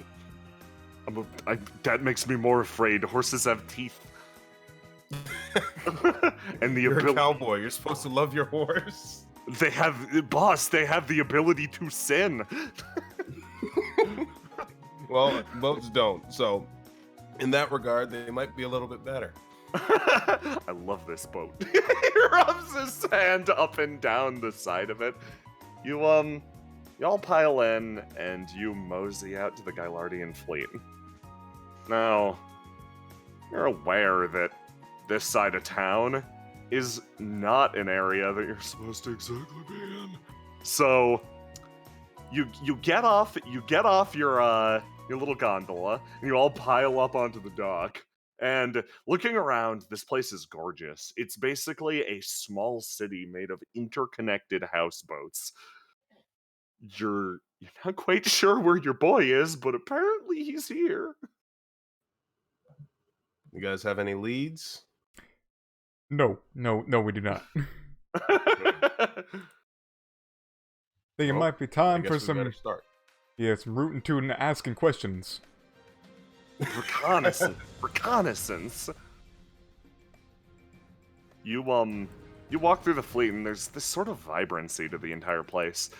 The bright colors and streamers, and just the loud call of conversation, sort of characterizes the Gylardian fleet as an area that's somehow even more lively than the city itself. It seems like there's always sort of a celebration here. Matches with the Gylardians' MO. There are people who live life fast and vibrantly, like a firework bursting over the ocean. And this fleet pretty much reflects that in every single board and every single bright flag. Oh, this is pretty cool. Yeah, it's a beautiful place. I'm hiding. What is hiding under me gonna do anything? He's fully taking cover. This kid's sitting on a dock kicking their legs. Hey, but it's a Moxport me. kid. Oh, hey, how's it going? I'm looking for a boy. Oh, Looks like these boys. Maybe you've seen one? Oh, yeah. They smile. To offer nothing more. Well, how much would some information cost? Get me that turtle. But Yeehaw loves that turtle. He's gonna cry if you take it. Yeah, I want to see. Whoa! Well, at least let her see, Yeehaw. All right, King. You slowly hand over the turtle and start to cry. And this child soaks up every second of it. Power play. Be strong, Yamazaki. Heart. You know what? That's good for me. They hand the turtle back. Oh, that was close. Replace Thought I would have to be dealing with that for the rest of the day. Horsey. Well, someone like you, ooh, points over there. They got dragged to the Admiral's boat. Good luck. Sits back look down. Worse for wear? Yeah, like a little. Yeah, didn't look good. Didn't look great. Well, he'll be better soon. Thank you, child, for sparing us your mercy today. Yeah, you're welcome. That's why you don't mess with kids. Kids are scary, man. Demons, I tell you. This person in the mask just watches you pass. They're polishing a rapier, just like looking at you. You're clearly not from around here, but that's probably not my problem. Carry on. Is it that obvious? Yes. The Gylardians all know each other. If you're gonna break into that ship over there, don't make it loud, because then I'll have to come over and stop you, okay? I'll keep that in mind. No one allowed on the ship right now. Be a shame. We're just gonna skulk away. Skulk faster, that one's scary. Make sure you guys are quiet when we get on this boat. What? Okay. Stealth mode, Oh, okay? yeah. One of them has both guns out.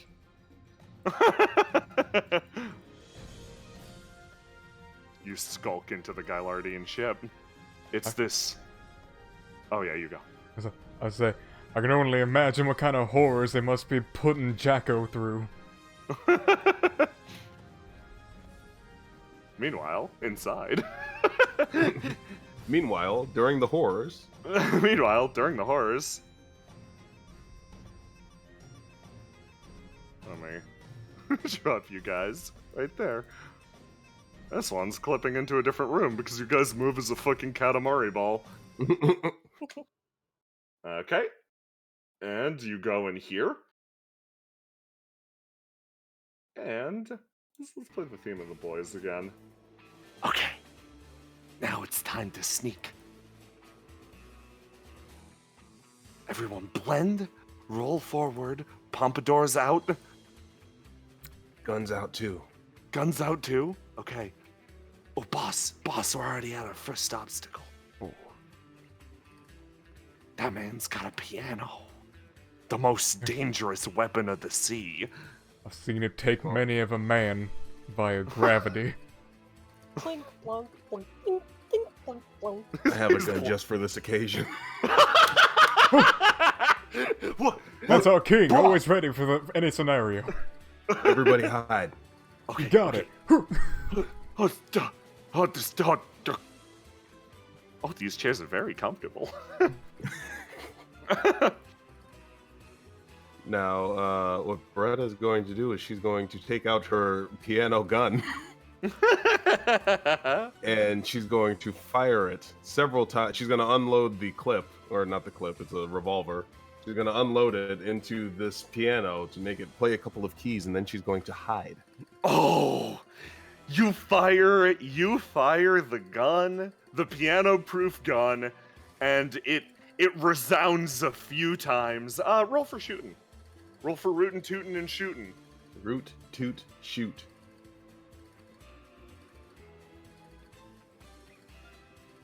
Oh. What is happening today? Oh, hold on. There is something incorrect with that roll. I'm sorry.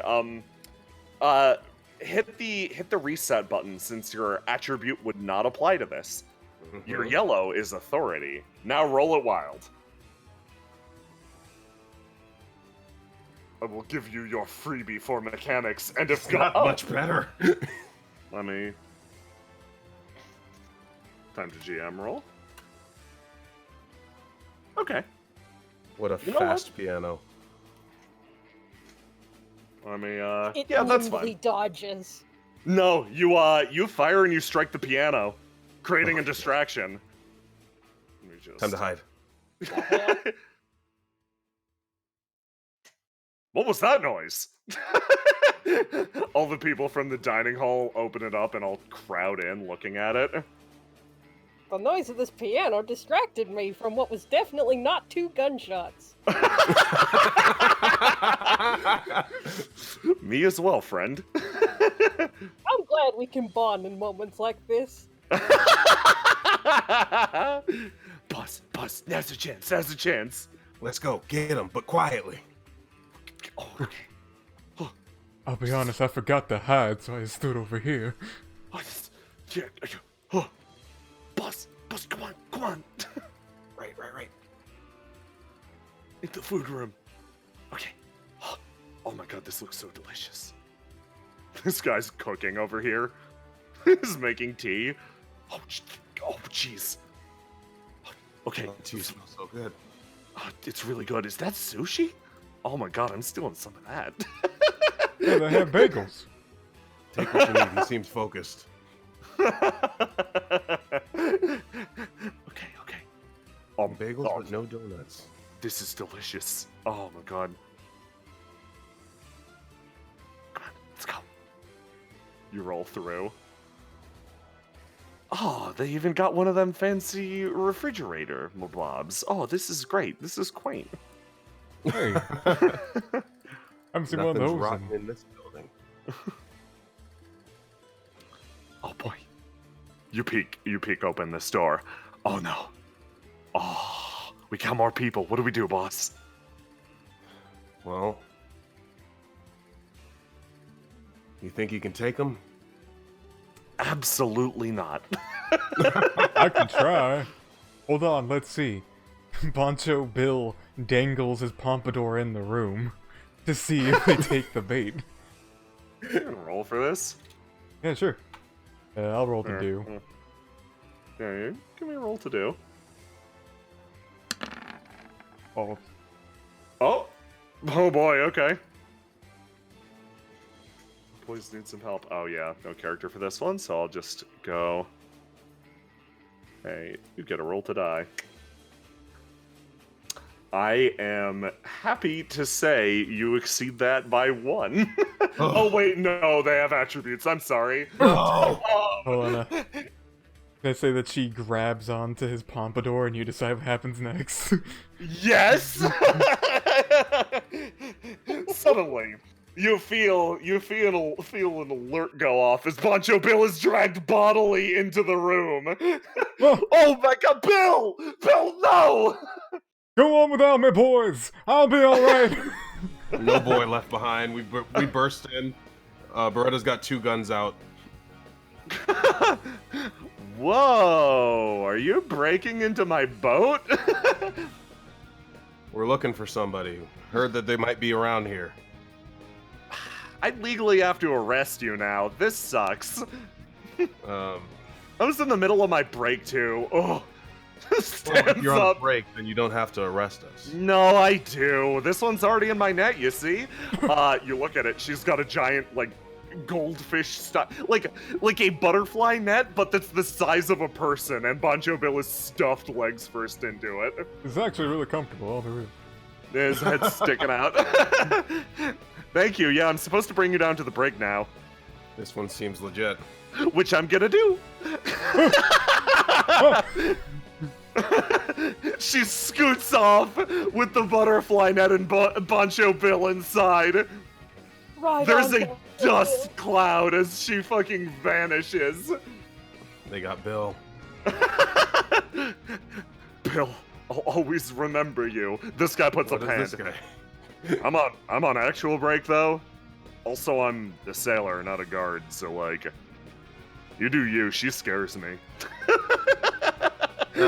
He was a mysterious stranger. Yeah. Looks back down. Also, yeah, just word of advice. At least right now, I think the cells are unlocked. Like, she'll probably throw him in there and he'll just get out on his own. Oh. Did you see another boy that looked like these boys? Yeah, upstairs. Motions with his head. Upstairs here? Yep. Alright, well, we'll get Bill afterwards. Let's keep going. Meanwhile, Bill is put in prison. Back in the slammer. It wouldn't be its first time. Actually, hold on. We've got a map for this. There's a map for this. Let's check on Bill. There you go, and don't do it again. She slams the door. Hey, look, I'll be real. This whole cowboy thing isn't actually like my actual shtick. So can I just like leave and we pretend something actually happened? That'd be Oh, they don't give me the keys or anything. I arrest too many people for that. Huh? Yeah, you can let go, but like at least wait and make it fun, you know? Yeah, I'll wait If I until you're out just- of the room. Yeah, if I just see you come out, like, I'm just gonna catch you You again. want me to so, make like wait. a big deal about it so you look cool, or? Yeah! Oh my god, what was your name again? So they call me Boncha Bill, but my real name is, Randolph. Don't worry about it. Cool, Randy, I'll be right back. Yeah. Everyone but Randolph goes up to the higher floor. Oh my god, I kind of love him. Holy shit, okay. You wind up successfully infiltrating up to the fucking tallest floor of this place.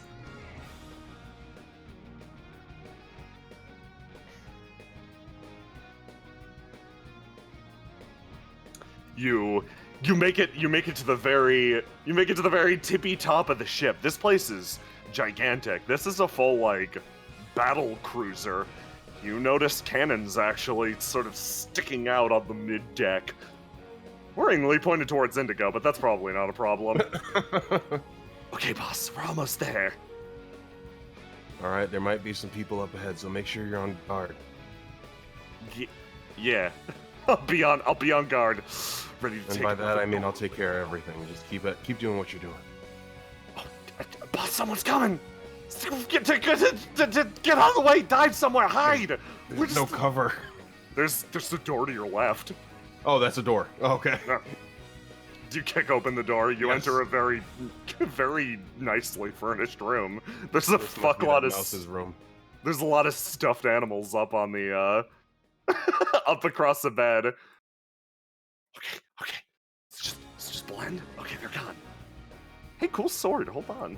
This That is is a a pretty cool neat sword. sword. Oh, I'm gonna take this sword. Oh man, these are behind glass. It's fine. We can split this. Oh, cool diary. What's the diary say? Oh man. Is this a level of morality that we are going to reach? Boss, is our depravity reaching the point that we're going to read someone's diary? That's a good point. We've always been pretty good up to this point. Yeah, I feel like this is a real moral quandary at this point. That's not a crime. That's a crime against humanity. Why don't we steal it and then we can decide later? That's a good point. You steal this person's diary. Nice. Okay. Alright, keep moving. Stay focused. He ducks back. He ducks his head back out. Okay. Gotta keep it up. Oh no. There's plenty of people in there. Oh, it's the other side of that piano. Boss, what are we gonna do? Let me reload my gun. Tony, what the hell's going on down there? Well, something made the piano go tink-tonk, and we've been invested in finding the source ever since. We still haven't found it. But we're growing closer as a family. Why are you guys looking like that? That's beautiful. That is extremely beautiful. Alright, time to shoot this piano. You gonna shoot the piano again? Uh-huh. Worked last time.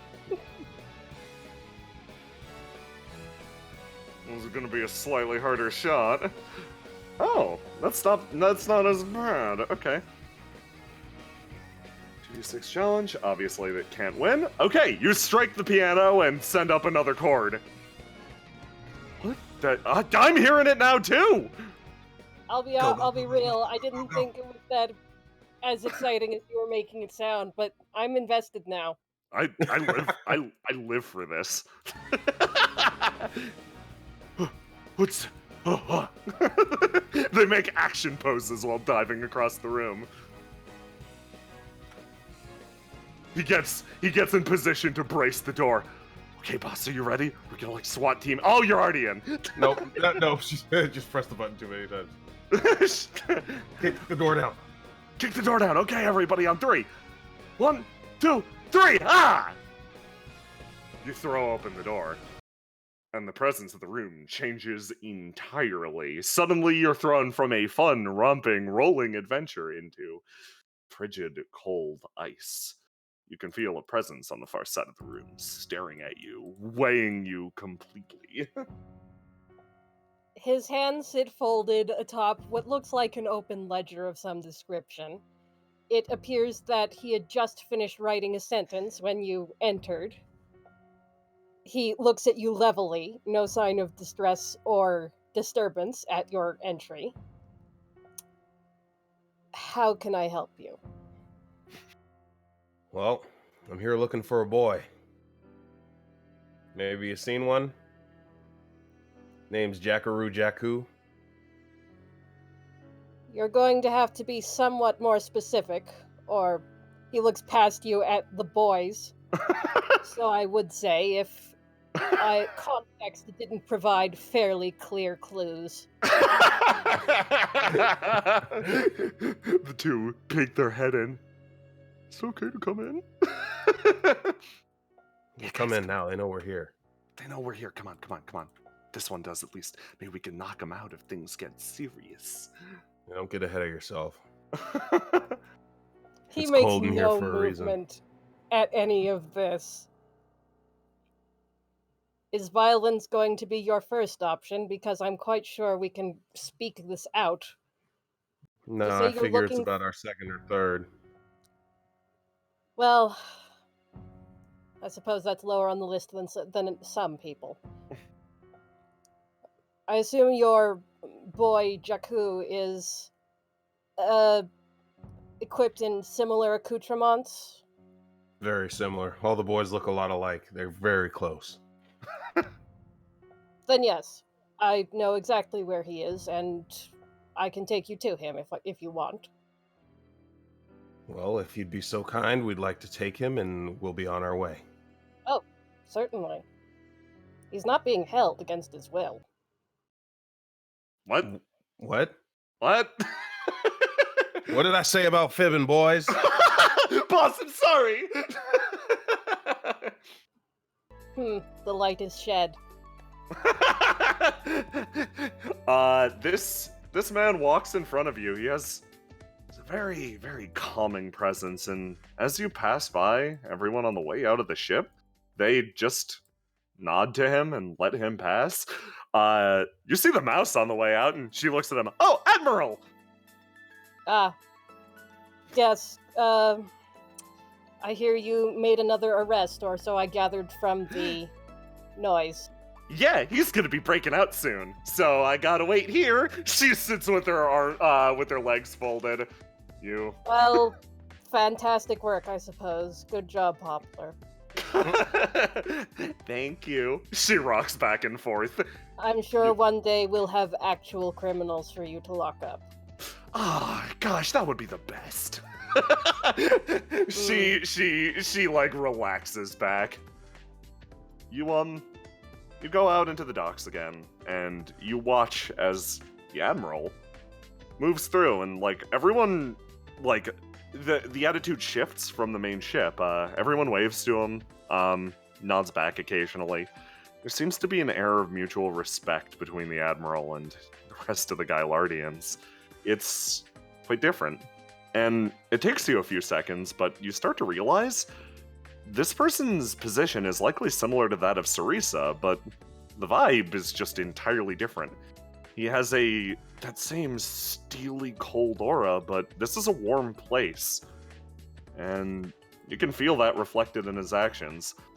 You travel to you get actually back on one of the tiny little dinghies and ride it over to a ship that is mostly a doctor's office. As you can see, your friend is entirely unharmed and here at his own volition. Although, as I said, I rather expect, being a friend of yours, you would get a clearer picture hearing it from him directly. I appreciate your understanding. If you wouldn't mind our intrusion, where exactly are we? I feel we might have been in a bit of a rush. This is our clinic ship. You must understand it's rather impractical to dedicate a single ship to carrying all ill between different vessels. But this is where our residential doctors reside. Boss! this guy sits up, spawning you from between the curtains. Oh my God! How are you doing? Doing? This accent's what's so happening hard. here, Jakku? Are you sick? Yeah. No. Can I talk like a normal person, or I've been talking like a normal person for the last few days, and please? If you start with that accent now, you don't have any injuries yet, but I'm just saying, you could get some. Oh, fantastic. Surely there's an oath about this. Jakku leans forward. Well, nothing in the oath about fake cowboy accents. I should think about relettering that. Very fair. Boss. Hi. I'm gonna need an explanation, and no fibbing. Okay, I know the law about fibbing. He looks down. Well, it happened the night that you disappeared too. I got caught. I got caught by Tempest. I was coming to back you up. And well, he looks down and like he's holding a cup of water. He's staying hydrated, just like you always wanted. I'm gonna do this one. Attaboy. No, let's do this one. He thinks about it for a second. They put me in a cell for a day because apparently their leader went missing too, right alongside you. Then yeah, so I've heard. Kept me there for a while, hoping to like get whatever information they could out of me, you know? But when she reappeared, she said something. Something to the doctor there. Next thing you know, I got dragged out, put on a table. They give me an injection right here. He points to a spot worryingly close to his heart. And, turned me loose again. I was feeling pretty sick. And these Gylardians found me. They said they wanted to know what the Tempest did to me. They found the story about the injection weird. But after a few days of testing, they haven't found anything wrong. Looks down. Boss, if it's okay with you, I'm gonna keep coming back here for a bit. I want to make sure I'm okay, you know? I think that's more than fair. He sighs and stands up. Sorry for scaring you. I knew you were okay because, God, you're always okay, but... It's been real weird these last few days. It has, but I'm glad you're okay. Thanks, did you... He puts two and two together. Did you come all the way out here to save me? Sure did. Shot a couple pianos, too. Atreus, you remember hearing the sounds of piano. Won't go all the way for boys. Just for the record, you are aware pianos aren't cheap. I promise you your pianos are in perfect condition. I bet my Puzzling, but a reputation on peculiar it. lie to be. But it would be a peculiar lie to make at this juncture.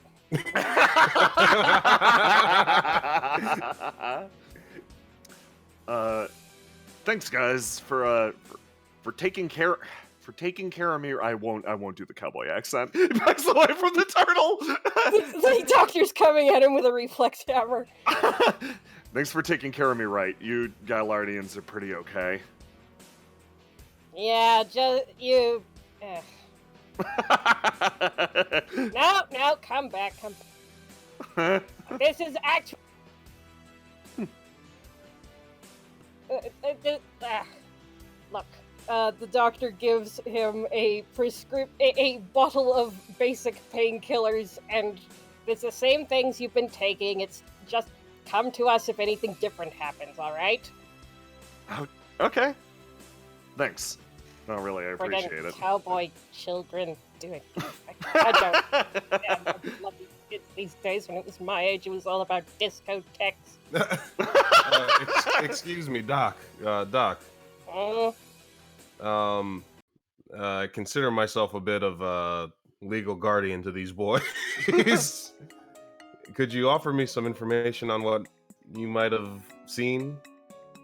Yeah. One moment. Doctor goes back to this table, fishes out a copy of what looks like a quick medical write-up of list of basic observations. Boys, go get some sushi. Sushi. They all pile up and go upstairs. So, your chosen crew, I take it. Might say that they chose me, in a way. He nods at that. Well, they seem to have quite a capable guardian. Certainly an enthusiastic one. I do my For best. the record, I'd appreciate it if you knocked next time. Well, you see, there was a bit of a thing about fibbing, and we ended up thinking that he was kidnapped, and we thought we were going to have to giddy up, and here we are. Yes. But thankfully, nothing was... Of course. How foolish of me. Our Gylardians, famous for our ability to house captives and powerful military ground force. Yeah, I suppose I should have put two and two together. Nonsense. I'll have to hide the prison ship better next time. That stings. Holy shit! You feel a sudden rush of activity on the floor upstairs. From above, someone runs down, fucking borderline tripping down the stairs. Oh, hey King. Oh hi. Yeah, I broke out the slammer. Hello. Oh, you're scary. I'm so glad. Apparently, the slammer isn't real. Oh. Oh, if you ask certain people, it's clearly very real and a complete threat. The boys are all upstairs getting sushi. You should join them. I'm just doing some final paperwork, and we'll be on our way. Oh, all right. I do apologize for Poplar's enthusiasm. Ready or not, Oh, here I come! no. You may wish to begin running.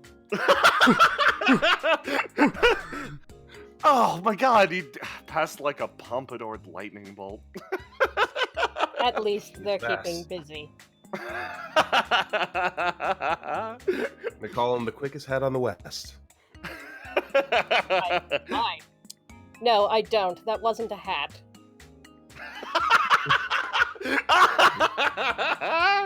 So you saw through the facade. I'm not a fan of facades. But I can forgive for style's sake, I suppose. Though I can't say I understand it. Fair enough. So, you two need anything? I'm going back to work now. Yeah, no, I completely understand. I apologize for wasting your time. It's weird. You two kind of have similar vibes. Beretta, you're fine. Actually, Admiral Atreus, as he has introduced himself on the travel over here, actually says, "One moment," as you'd go to leave. Your friend was acting erratically when we picked him up. It's our business to watch the dogs. We haven't the ground force for a police force, but if someone's in trouble, we do our best to help. And he didn't seem to mention it, so perhaps he doesn't recollect very well, but when he came to us, he looks at what looks like another copy of the medical chart the doctor gave you. Well, it's in these notes, but saying things that didn't make sense, behaving emotionally. Things like what? I'm afraid we don't have many specifics. It sounded like from what little we heard, it could have just been a random series of words, or it might simply have been he wasn't coherent enough for us to make them out. But if you are... Well, over the course of the past year, I've learned not to believe in randomness. If that makes any sense. Believe me, it does. If you're responsible for these people, if this is your friend, it's only fair that you know all of the circumstances to be equipped for whatever else might happen. Just this action, calamity taking, I distrust it. I distrust that we've found nothing wrong. If any problems arise, or if you have further information about incidents such as this, please know you can come to us. I might take you up on that. I feel that your distrust is warranted. Although, I've found out some recent information that brings to question where they might stand too, so I guess I'll have to put it all together. I would be willing to pool information for information.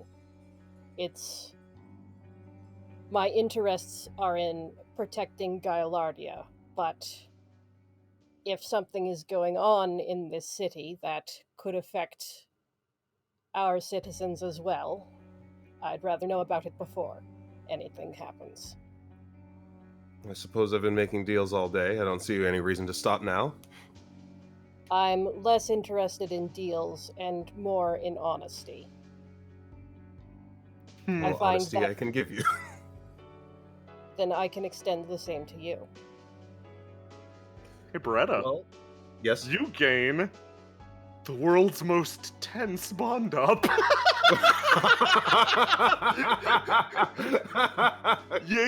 Congrats! You're a little afraid. I did not expect that to happen. Me either. Congrats, you're connected on that. Atreus gives you a number for a cell phone. This is what you might call my office number. It's if you need if you need to contact us in an emergency, I would say come here directly. I might take you up on that. It would be appreciated. I suppose we'll be in contact then. Your decision, but I'm willing to make this an equitable exchange for both of us. Good. I hope that we're on the same side of things. You exchange information and part ways with this sort of tenseness in the air.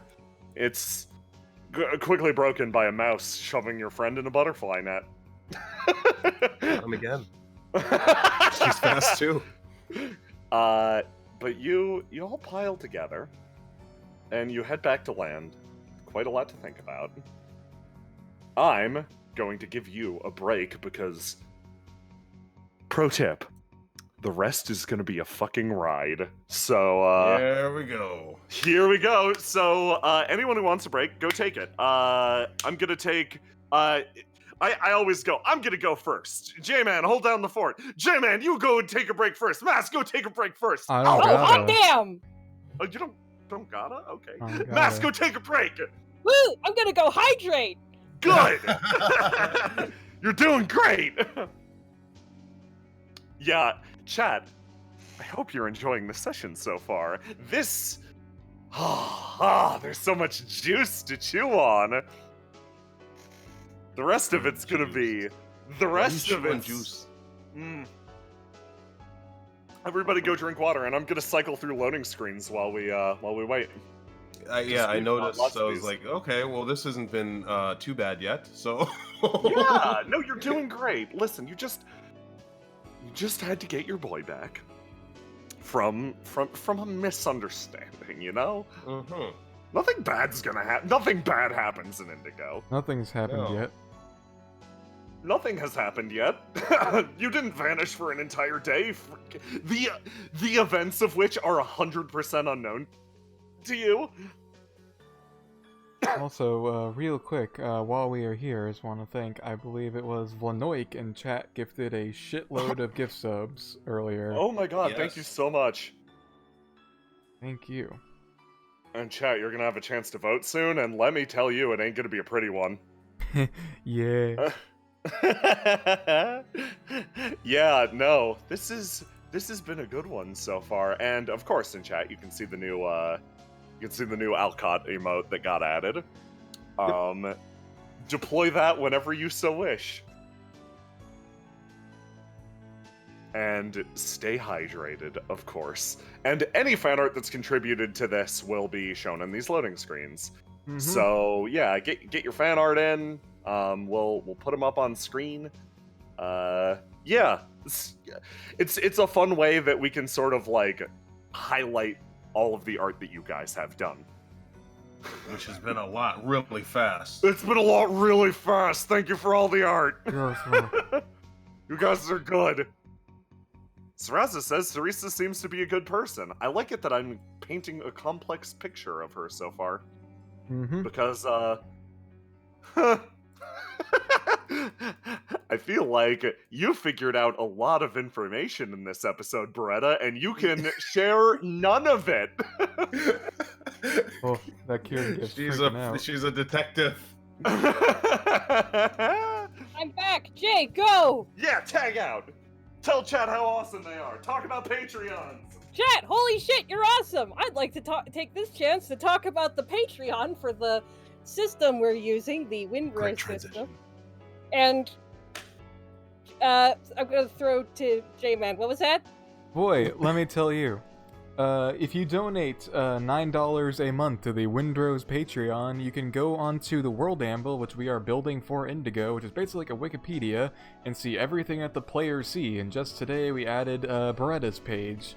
So if you want to see what all of her gifts are and a few other things, go on ahead and donate $9 to the Patreon, and you'll get access to it. I don't have a link to Patreon, but looks like Aloha already covered that one, so that is great. Bless you, Aloha. Yep, and a few other folks who have Patreons who have contributed art to this project, such as Roma and that, and a few others. If you actually go onto the World Anvil, you can find a little tab that says Artists, and it will link to all the artists who have contributed art thus far, and you can find various links where you can support them there. Big thanks to Faust, Missing, Roma, Bryn, and oh my god, I'm a terrible person. My memory is clocked out because it can't list more than 4 things at once! That is fine. But yeah, no, just go check that out. You'll see a bunch of things. And also, Brennan, great job so far. Thank you. This is fun. I've been really excited about this for a really long time, so I'm glad it's doing well. You're killing it! You're doing so good! I did not expect Atreus to bond up with anybody. I'm going to make friends with everyone who's not supposed to have friends. Gary. You're doing great so far. Now, I should have added to my list, Friend the Unfriendable. If only we had a bond-up portrait for Blue Tempest Soldier. I'm back, and Mask, holy shit, I was not ready for how fucking funny you are being deadpan and sassy. Holy shit. What a sassy turtle. I did not expect him to be. I thought I was totally gonna play him straight, but then it was like, oh no, Atreus can have little a sarcasm. Oh my god. Yeah, little. Okay, so I'm gonna deploy a poll right now. This poll is, it's got a good question. It's got a good question for you, chat. Oh yeah, for people wondering who the hell I am and what I'm in, I'm Wandering Mask. I do art. This is my first big stabbiness show role doing anything, and I'm also in a JoJo campaign called Lost Times over on twitch.tv/clockworkgrunt. We run most Fridays. Shill's done! Back Fantastic to fapping. shills. Okay. So, is everybody watered up, ready? You got more coffee, drinks, etc. if you need them? We're hydrated. Everybody's hydrated. I can't believe you set drink 5 waters as your condition. I wanted it to be just like to be hydrated throughout the day, but it needed to be quantifiable. Yeah, I love beautiful. I also love that the polls are now taking on a character for themselves, that I can post a poll and people will know if it's a problem based on the phrasing of the question. So yeah, I don't like the phrasing of it at all. Oh, that's fine. It's fine. It's fine. It's so okay. Slugs are nice animals. The slugs are great animals. They eat cabbage. Eyes have implications. Oh boy, okay, so back to this map. I gotta prep something really quick. Don't worry about it. Don't worry about it. Don't worry about it. Oh, that's the wrong thing.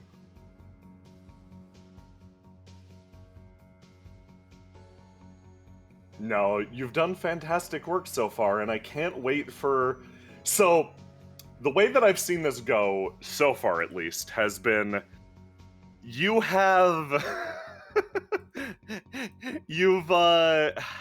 Beretta's taken on a boatload of secrets, and has been unable to vent about any of them to anyone. So I cannot wait for you to detonate like a thermonuclear bomb. I love the theme. I love the theme of her telling Mallow that she doesn't need to carry this load alone while she carries the load alone.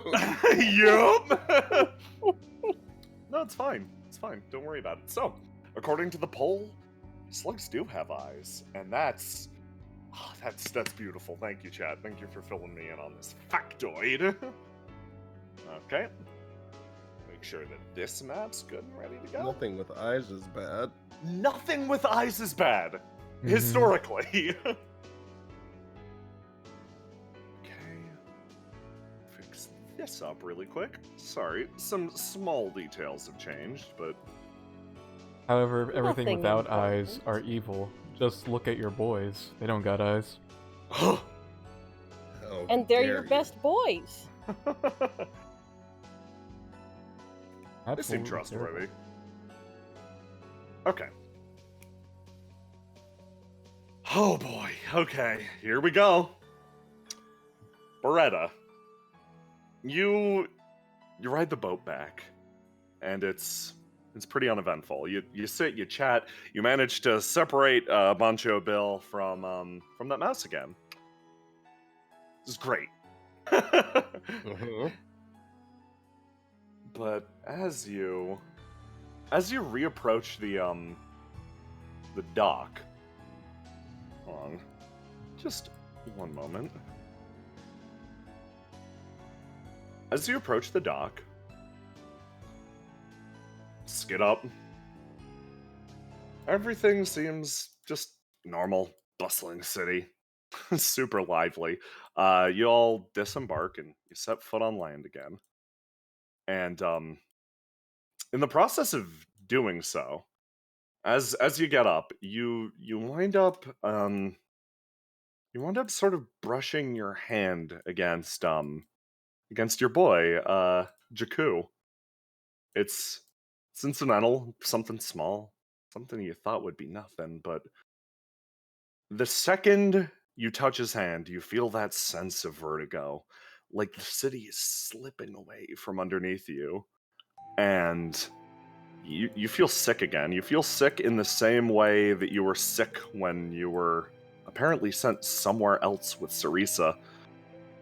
And he looks over at you, and you don't see light behind his eyes. They seem sort of as empty as well as Pog. And he stops, and his mouth hangs open. Then it snaps shut. He takes a step back. No, hold on.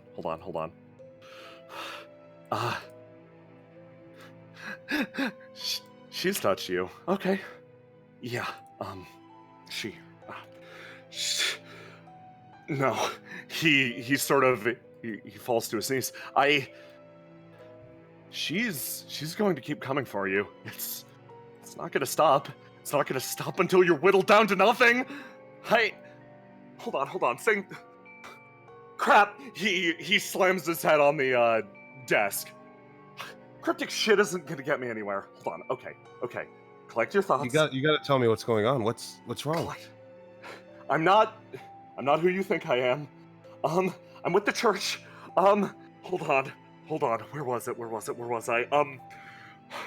If she's touched you, you're the same as me. Okay. Who's she? Say who she is. I can't. No, you can. You can. No. You're my boy, and my boys can do anything as long as I'm with them. Not. So you go ahead and do it. No, I'm not. You're not. You're not safe. We came a long way to get you. Whether or not you're the boy we think you are, you're still one of the boys. He throws himself backwards and pushes over Turtle Guy. You're not safe. He starts to run. Get him. I'm still feeling sick, but yeah. Are you all going to dive? Yes. Okay. Boy, you feel sicker and sicker as you dive on your boy, and you don't know how, but he almost slides out of your grasp, and you find yourself running after him. Like it's pathetic, but you don't remember this desperate strength of his, and you're holding onto one of his pant legs as he drags you forward, and you stumble again. You keep feeling sick. No! I'll kill you. Please. And sickness grows and grows till it reaches a breaking point. And you see it flash in front of your eyes once again. This gross sight. Red City, long tunnels. All around you, scattered rocks, remains of sea creatures. And you're somewhere else. You're somewhere far, far away. And Jakku is taking off. He is sprinting away from you as you go. So Brennan, for this next section, you're going to be running after this guy, but because of the way dynamic lighting works, it's going to be exceptionally difficult. And I'm very sorry about that. So instead of doing some sort of action scene where you move your pog after him, you're gonna do a roll for me, and I'll tell you how things go. Okay.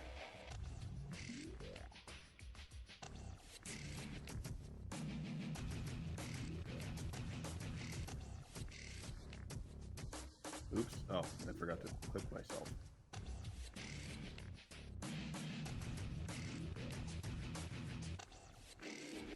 What is happening today?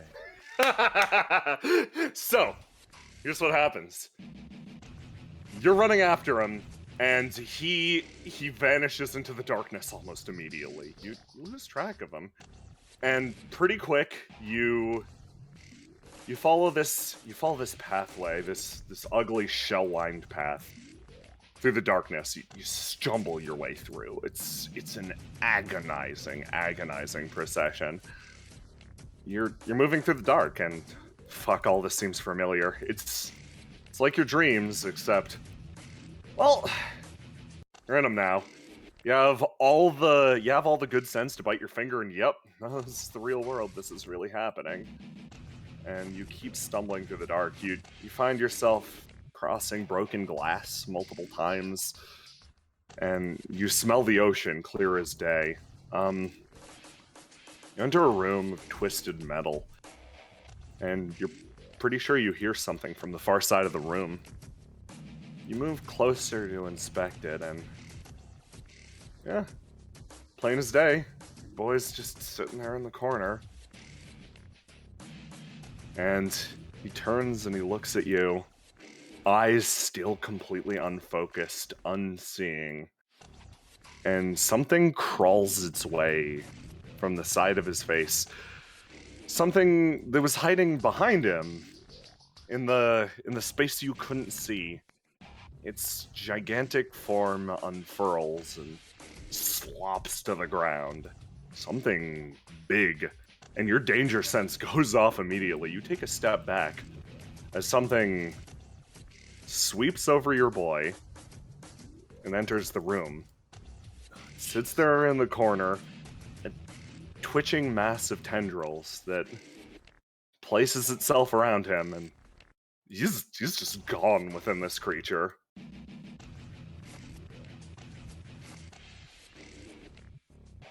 So, what do you do? Well, does anything about this place, it feels familiar, right? Yeah, all this feels very familiar. Can I recall anything? Give me a roll to die.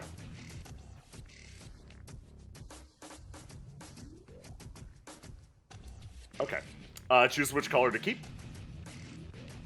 We will go with red. Yeah, that's smart.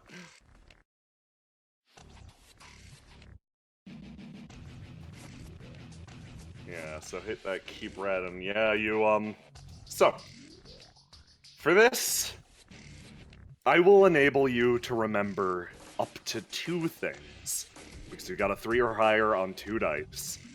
Do you want to remember 2 things, or just 1, or none? I feel like remembering might not be the best thing, but I need to know something, so I'll remember 1 thing. Okay, you will remember 1 thing. In this case, let me put you back to loading really quick. Oh boy. Oh, this is fun. You remember, first of all, you remember a red city. I'm gonna give you this one for free, and this won't even have any negative consequences. Sure, I've trusted you so far. Yeah. You remember a red city. Towering, beautiful statues with ugly searchlights pointing in all directions. The squalor of the city is a poor companion for this beautiful architecture. You remember coming through here with someone, barely managing to drag yourself through. And then you remember tunnels. Pretty tight. You could barely move around in them, but they felt familiar, almost homey to a certain degree. The Red City is seaside, I assume? Could be. You travel through the tunnels, someone at your side, and trying to remember exactly who it was. Something lurched from the darkness, trying to grab at you, and they struck it back, and you fired a shot over their shoulder, clearing the way for them. And you traveled in this way for a while. Back to back, the only allies against this nightmare of a world. And as you begin to process exactly who it was, as you begin to remember, you just see this single red glowing eye of your only companion for your single day in hell. But now, you're back, and you don't have her with you this time. I don't have anybody. You don't have anyone, and you stare down this beast that sprung from one of your boys, and you don't know what to do. Now I am going to run in a direction. Okay. You pick a direction and start going. So yeah, just if you could, just move your character gradually, just a space at a time. Okay. That'll keep things nice and jittery for stream and let us view exactly where you're headed. Mm-hmm. Hey, Beretta. Yes. You hear a whistle. Again. Yeah, you hear a whistle from the darkness. Last time when I heard a whistle, it was a good thing. And something appears from the depths of the abyss. Rolls into sight. Hello. I have a delivery for you. I knew you got to me pretty quickly. Yeah. Yeah, no, I think that's from the same person as last time. Here you go. She hands you a flashlight. Oh, thanks. Question. Yes? Do you need to be anywhere at the moment? I have another delivery, but actually I think all my deliveries today are actually addressed to you. Oh. Are you just trickling them out over the course of time, or...? Well, it's kind of weird. I had to run back and forth because your dad insisted I give you them individually, one at a time. I see. Question? Yes? Where are we? We're underneath. Underneath? You say that like, you're very familiar. Not really. I just kind of know that we're underneath. This is the kind of place that you'll just, like, walk around, you'll randomly slip into sometimes. So how do I get back on top? Well, you're gonna have to walk around and randomly slip out. Oh, okay. That would be too easy. I assume that's what you're going to do until you can... Oh, I guess I'm here. You don't need to leave either. Well, I do need to get more packages for you. He said there's one more thing left for you, and I gotta make sure I get that to you on time, so, unless you need anything, I'm gonna go. Yeah, I'll let you go. Thank you for your help. No problem. Can I get a name? Hi, I'm Heil. Nice to meet you. I'm Beretta. Hopefully I get to see you again. Sure. Oh, by the way, also watch your step down here. There's a lot of, like, angry things. Alright, bye. You flick the flashlight on, and yeah, that's a lot better. I can't see anything on my screen. I'm kind of looking at the stream. Oh, really? Yeah, so if I walk into any walls, that's why. Do you want me to like just control you for a little bit? Yeah, just I guess if I'm just wandering around, it doesn't matter where I'm going. Huh. Strange. That's weird. Yeah, because you should be visible everywhere. That's fine. Thanks, dynamic lighting. Mm-hmm. Yeah, I just see Beretta in the black. Really? Okay. Hmm. Weird. Weird. Okay. Not gonna worry about that. Nope. Okay. Shouldn't be a problem.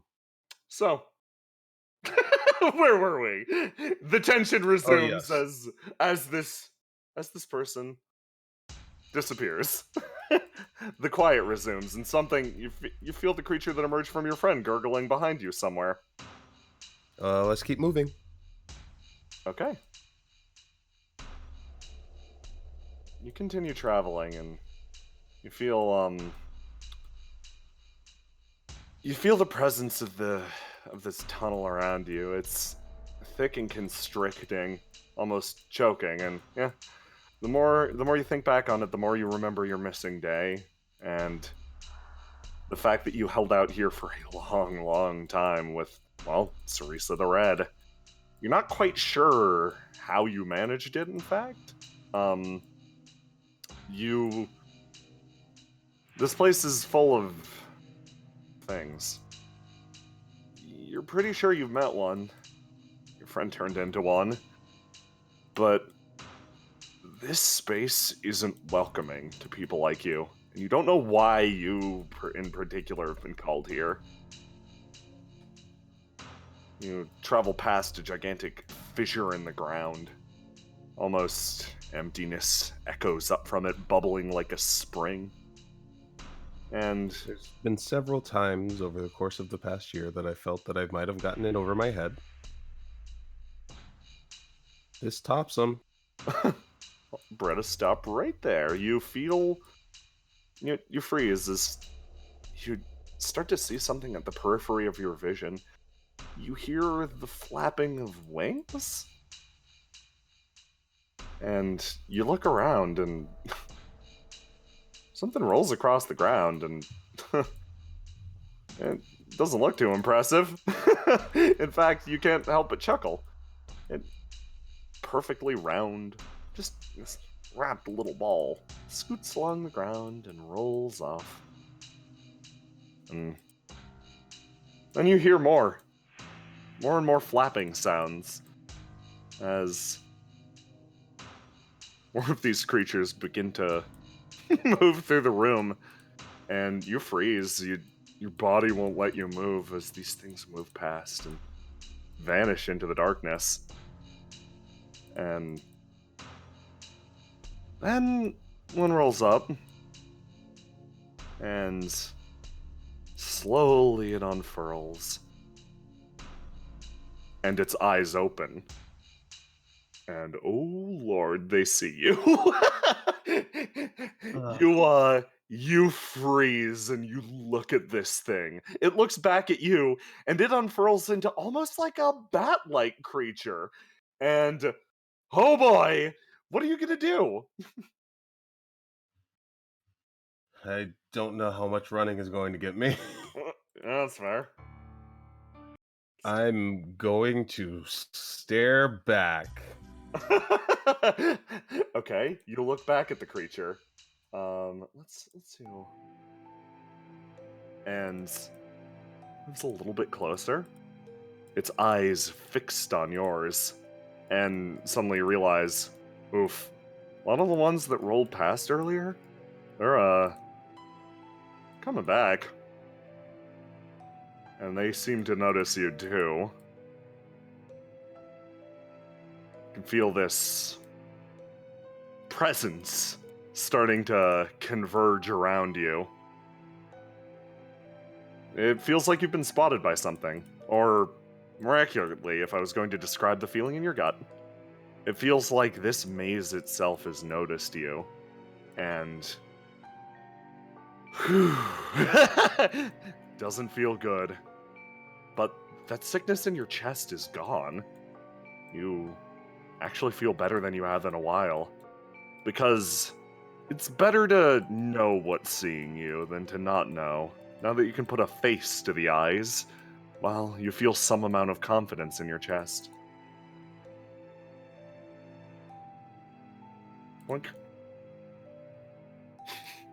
Do you guys talk? Oh boy. And holy shit. Okay, so as you speak, you Jeez. you open your mouth. And this one darts forward. Beretta, mind clashing with me really quick? Yeah, let's clash.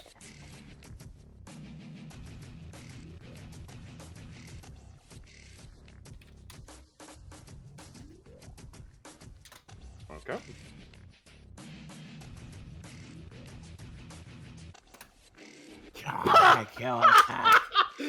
Now's the time. I've been saving it. Holy fuck. Okay, I'm gonna advance you to A rank. First up. Just normal A for a crit. So. Fuck, I'll even play your music for a second. Beretta. You're ready for this thing. You're like, finally, my fucking head is clear. I don't need to pretend to be someone I'm not. This is simple. This is a relationship I understand. The relationship between the cowboy and the kaiju. The relationship between beast and hunter. This is simple. And in a split second, you've drawn your gun and you've already fired a shot at this thing. A hole is born straight through its mask, and it begins to leak a sort of spectral blood. It floats back into the nothingness. Your quick draw, so fast it doesn't even have time to process its own death. The thundercrack of the gun is met. The thundercrack of the gun comes at the same moment this thing meets oblivion. The other two bear down as well, but I'm gonna let you. Do you want to use your wild arms for free? I think it only makes sense in this case. Fan-fucking-tastic. Okay, now's the time. Yeah, give me some shots.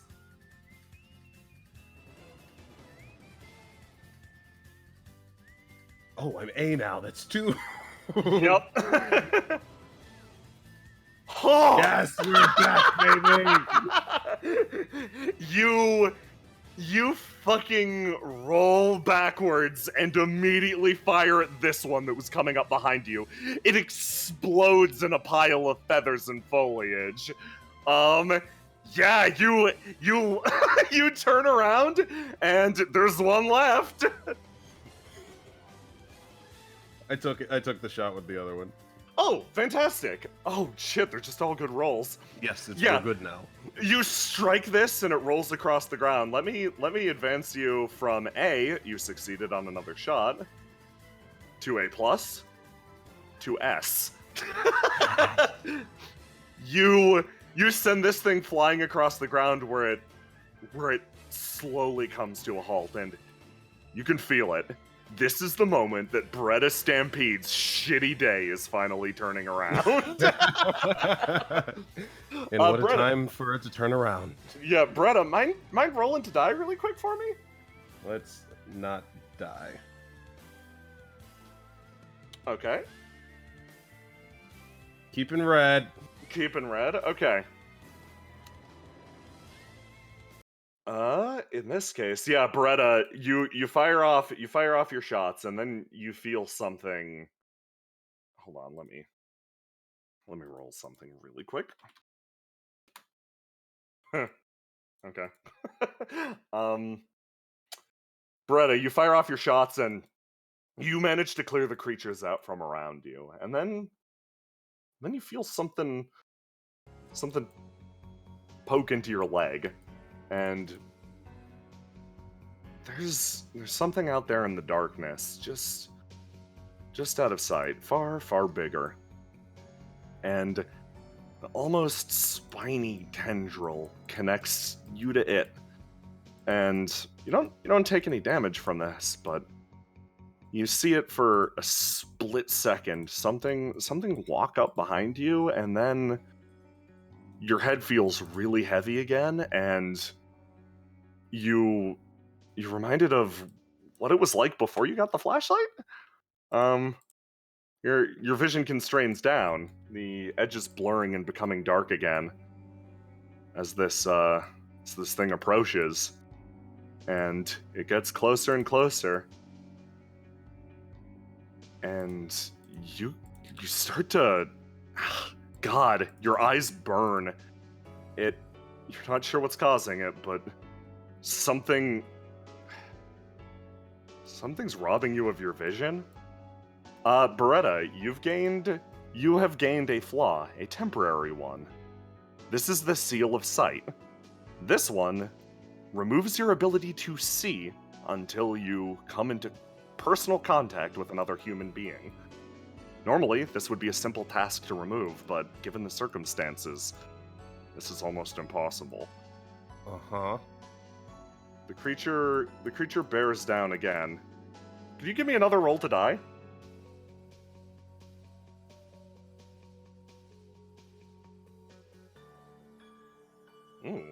Okay. 11. And as it enters the range of your failing vision, this figure that almost seems serene, shockingly, I guess pentient might be the word. You feel like, yeah, I can do this, I can take the shot, but then suddenly you feel like you might not need to. Suddenly you feel the presence of something else. A howl fills the caverns, and from behind you, something streaks past, faster than a lightning bolt. It flies past, impacts this creature, and drags it to the fucking ground. You see it for only an instant, a streak of red light. And then you hear other things within the cavern, other things moving around.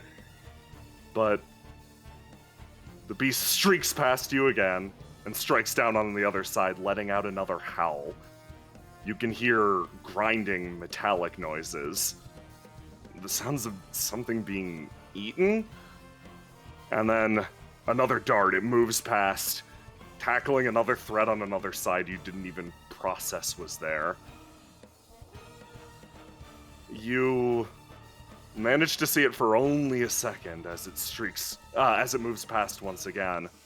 With blood-red plumage, it drives itself into the metal, the entire labyrinth letting out a shriek. It brings down a weapon that appears to be some sort of staff or stick. No. It moves past again. That at best could be called a spear or a club, a bat maybe if you were particularly generous. It impacts again on another side, and silence reigns throughout the labyrinth for a moment, and you hear another shriek. And as your eyes once again struggle to process exactly what's going on, the last light fading from them, you can feel it moving towards you. It slowly approaches. Not backing down. It slowly approaches, raises one long, viney claw, and places it on top of your hat. Well, good to see you again. And then you feel yourself violently yanked backwards. You feel yourself dragged out of this labyrinth, through the metal, through the ground. You feel yourself pulled somewhere else. And you find yourself in a place you didn't exactly expect.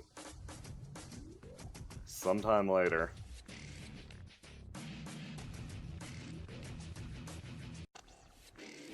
Drop you over here.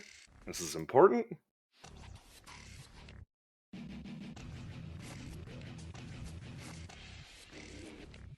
Still got your hat on, of course. Of course.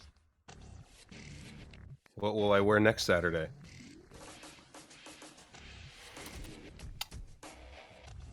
Okay. Beretta, You're in an alleyway. You don't remember getting here. Is my vision back? Your vision's back, actually. It's weird. Like, not quite sure what brought that. Oh yeah, that's right. It was close contact with another person, and as you stand up, you realize, fuck, there is somebody else here. And immediately standing in front of you is hold on, is this guy. He looks down at you. He's holding something. Looks down at it. Looks down at you again. Slowly extends it to you. It's a greasy bag. You slowly open it up. There's a hamburger inside. You feel the affectation of a smile roll across this person's face. It's not a true grin or anything of the like. It's the impression of a smile, and looks down again. And there's another bag. Looks down at that bag. Looks up at you. His brow almost furrows in consideration, and then he hands you another bag. Having apparently done his job, starts to walk away. And thank you.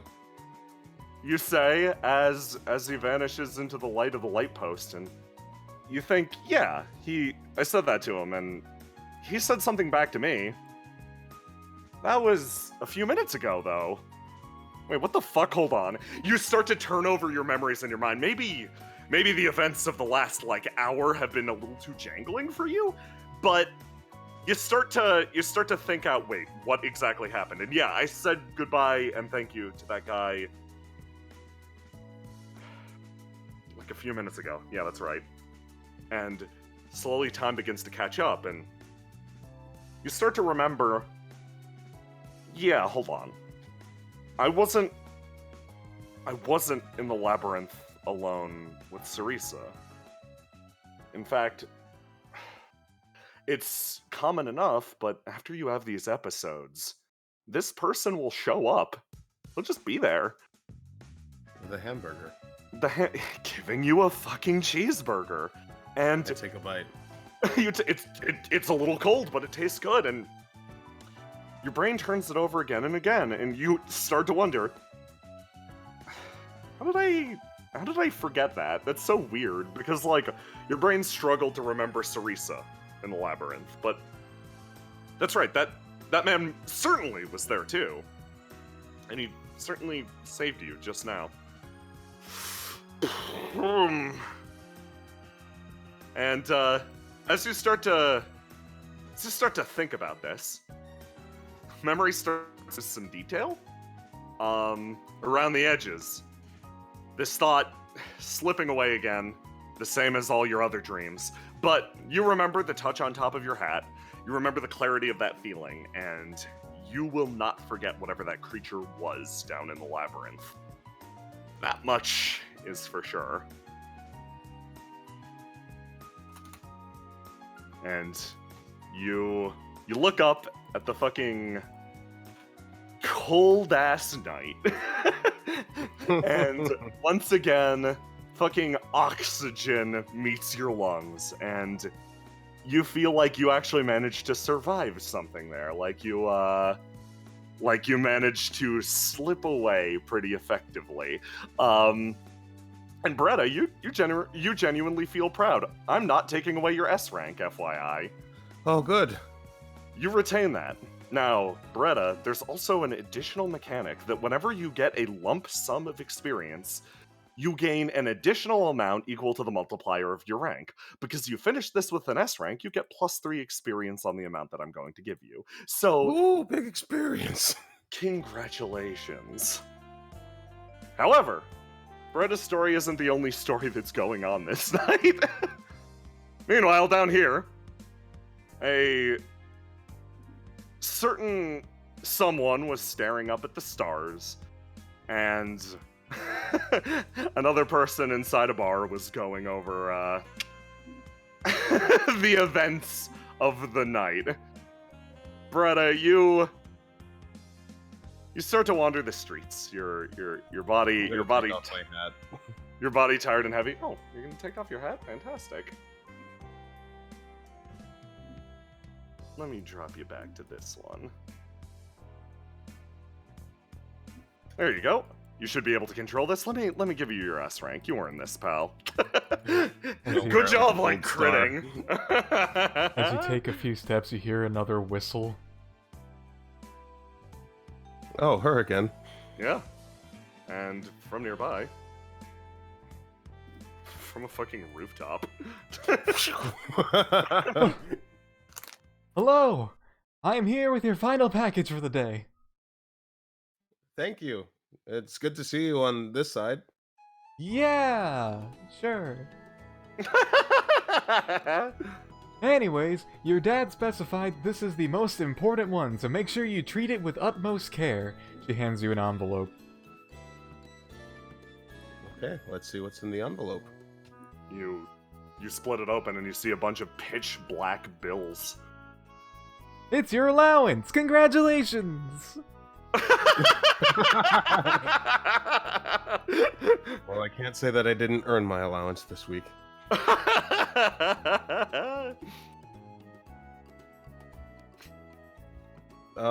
Thanks. Here's a tip. She gives her one of the bills. Ooh, thanks. And even though I'm not sure if you even deal in these dollars. Well, I honestly don't know what any of this stuff is used for, so I just kind of hoard it. But, you know, I appreciate it. Anyways, that's the end of my shift. I think I'm losing my mind.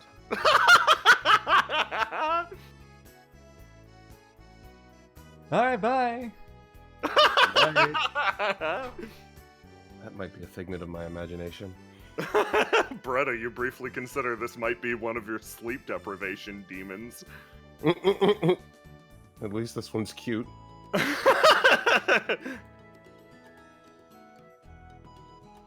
And where am I? What city is this? You're in part of Seaside. This is like, there's some bars nearby. You've been here, never drinking, but yeah, you know you've been here before. And you see someone standing out front. Sort of lost in thought. Is that? Huh? What? Oi, hey, hang on. No, wait. Teach just kind of pulls herself back from the sky and moves forward a bit. No, wait. You're... She kind of like collects herself suddenly, adjusts her glasses, and stands up a little straighter. Miss Beretta? Oh, Miss Pietro. That's... What are you doing here? It's a little late. Just tutoring some underprivileged youth, as I tend to do on these late nights. Uh-huh. Teacher adjusts her glasses slightly and looks her up and down real quick. How does she look? You both look like shit, let's be real. Yeah.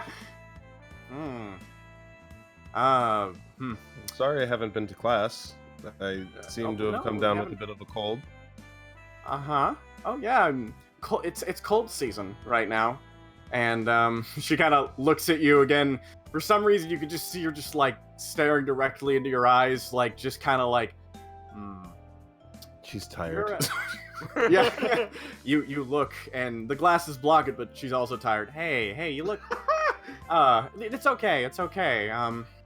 Hey, look, homeroom doesn't start till tomorrow anyways. You haven't really missed anything, so it's alright.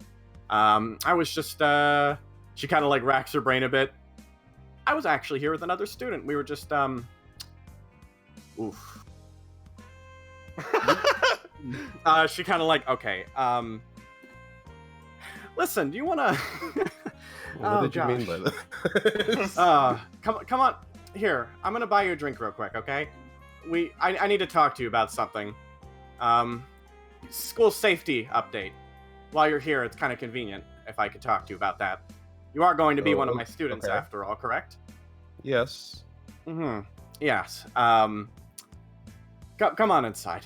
You notice she turns around and then kind of rubs the side of her head. You get a very similar strange energy that kind of just coming off of her. She kind of walks up here.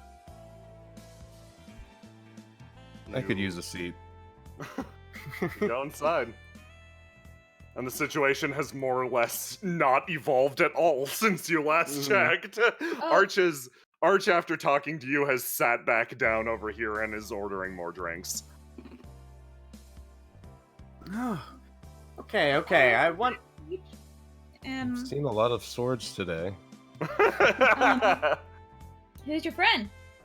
This is Miss Brietta Pietro. She's one of my students. She was just taking a stroll after teaching some disenfranchised youth in the night, as she frequently does. I would like a. Excuse me.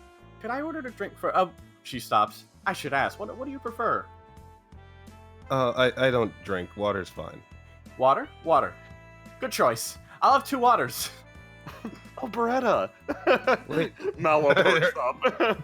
Beretta's eyes were kind of like half open for a moment, and she didn't even realize that Mallow was right in front of her. Yeah, Mallow didn't realize you were there either. You still look tired. She's got a sword on a sandwich. She looks exhausted. I see you're just building an armory. Well, I kinda gotta. How'd your day go? It got better. Oh, really? Mine go worse. Well, if I was the highlight of your day before, then allow me to bookend it with more positivity. Oh, that's lovely. We're doing group meeting. Maybe we should get like a table. I think a table would be good. We're gonna move to a booth, sir. Okay. Yeah. Take the one in the over there. He motions to this one. Yeah. Teach collects the glasses and hands one over to Beretta, and she gives her a smile. Come on, kid. You look exhausted. Come on, take a seat. I will stake my claim. She crawls in like a caterpillar.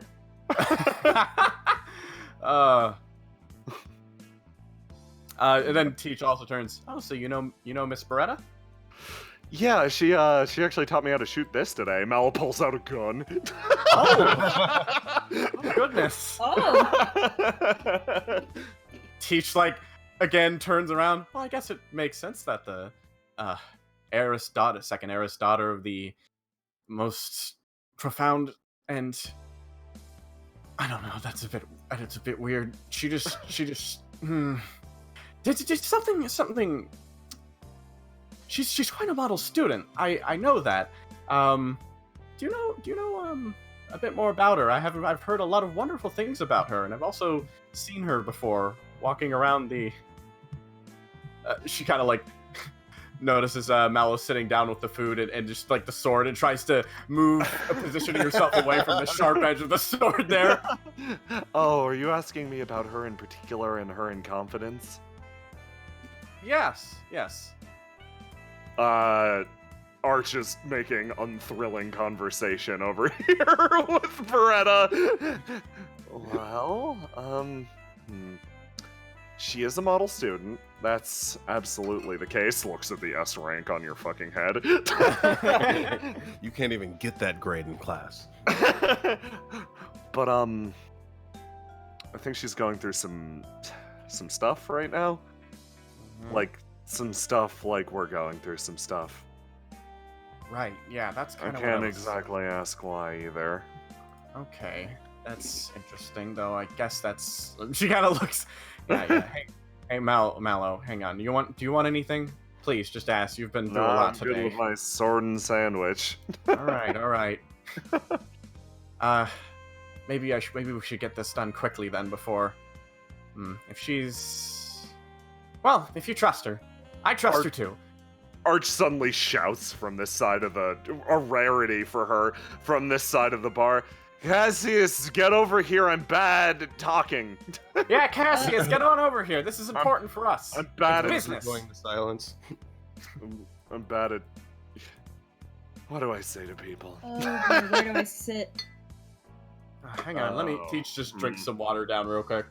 I squeeze over here. Don't. I'll go over here, I guess. Oh Jesus! Oh Jesus! Everything's a mess. Teach downs the water in one like big gulp, basically puts the thing down, and then there's just like a change of energy at once. Okay, everyone. Hydration. Hydration is very important. I haven't drank anything due to stuff. I need to look. I'm juice box. Miss Beretta. I just dragged you into to here for a drink, but I mentioned outside how there is something of a safety PSA I wanted to give out. Oh fuck! You saw nothing. See, you're a a lot model tonight. student. We have two. Maybe we can share about that if you'd like. You seem exhausted, and a kind of exhausted I can understand. To kind of just cut through the thick of it, there's something dangerous happening at the university right now, and something I think such a model student and class president such as yourself should absolutely be aware of. I agree, the gangs in the abandoned buildings are quite the problem. Not that. They're they weren't there today. Yeah. She kind of stops again, and then I can't say I really would be able to say this better than Mallow would, and well, she kind of gestures over to Mallow. If you don't mind, Mallow, could you tell us about what's been going on? It seems like you've been dealing with it longer than I have. School's haunted. Yeah. Yeah, I guess that's basically it. School's haunted. What is that word again? That word again? What do you mean? She had mentioned haunting earlier, and it resonated with me in a way that I didn't expect. Teach kind of looks at you as if waiting to get more. I would venture to say that maybe just not the school is haunted, but the entire city. Huh? That much. Think about that. Huh? And as terrifying as that is to say, I have to say that it is very much a relief to be getting it off my chest. I thought for the better part of a year that I was dealing with this on my own. Teach like just kind of, I'm so sorry about that. That's very unfortunate. I was starting to think that I was going crazy. I've even seen this little girl that delivers me packages. But wait. Can you see this flashlight? Is there a flashlight in my hand right now? Are you talking about the male girl that jumps on the roofs? Yeah, she's really fast. Arch You're not is- good. I'm not crazy. Arch looks Arch at is- Cassius looks at Arch like, isn't that the one? Yeah, Arch is up on the backboard, like fucking splayed out, and she proceeds to slop down like a liquid and like flow under the table, and then slowly emerge. I see you've met Heil. Oh, Yeah, that's the Loretta's one. actually like a little gun shy and actually reflexes towards her gun because she's slug. Teach notices the gun shyness and kind of stands up for a second and just kind of like moves us. Whoa. Hey, kid. You're safe now. You got a lot of friends here, and trust me, nothing bad's going on in here. I think you went through you paid your penance today. Dodge, hey, do you mind? Like moving out of the way from this person who is slowly elevatoring her way up off the ground. Arch, maybe you should just sit down and tell us. She puts an elbow up on this, but is otherwise on the floor. Yeah, she's, oh, okay, I'm putting it together. You are Beretta Pietro. She had multiple packages to deliver to you today. Yeah, 3 if I remember correctly. Yes, she, how do I put this? Can't read? So I have to read things for her. So I do. Arch, Arch, like, climbs up into the seat. I told her your name, and apparently that is enough for her to find you, quote. And she leans in, and the lighting changes. Regardless of where you are. Leans back. That's the way she puts it. I think it's overly dramatic if you're between... Oh, yeah, we share the same office space. She, Wait, she stays in that shop?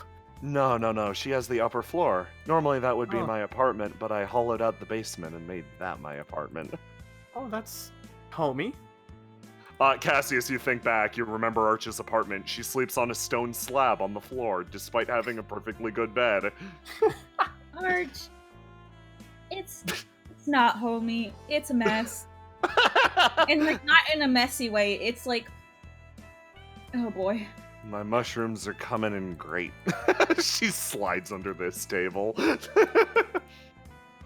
Oh, but if Heil is the demon or the ghost that's haunting you, then you're fine. All you need to do is pay her well. No, may I hazard a guess that Heil is not the ghost that is haunting you? No, what I saw wasn't a ghost per se, but haunting was the best word to use. More like a slug monster. Teach frowns. Slugs. Was the thing in the school? And several masked bats. Slugs. Now, does the masked bat thing sound familiar to Cassius, or do I not know about that? No, that's not ringing any bells. They only hang out in the out of my peripheral vision. Yeah, dodge things. What kind of size are we talking? Maybe the size of a basketball? Then I don't know anything about him. He puts his head down. Yeah, you mostly do with the bigger stuff, right? Yeah. A friendly monster, maybe. Huh? But I think I need to talk to her before I say too much more. Huh? Who? I have a theory, but I wouldn't want to go and accuse somebody of being a beast from the underneath, I believe it was called. Okay. Hold on, excuse me, what? Go on. Please, yes.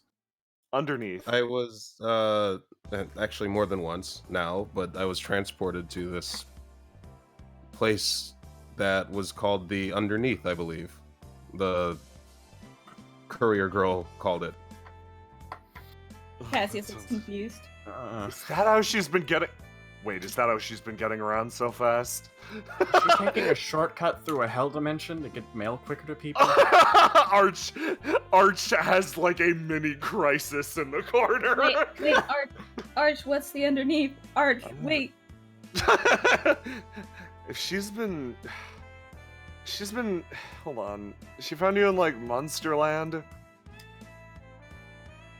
Monsterland sounds like another way to describe this place.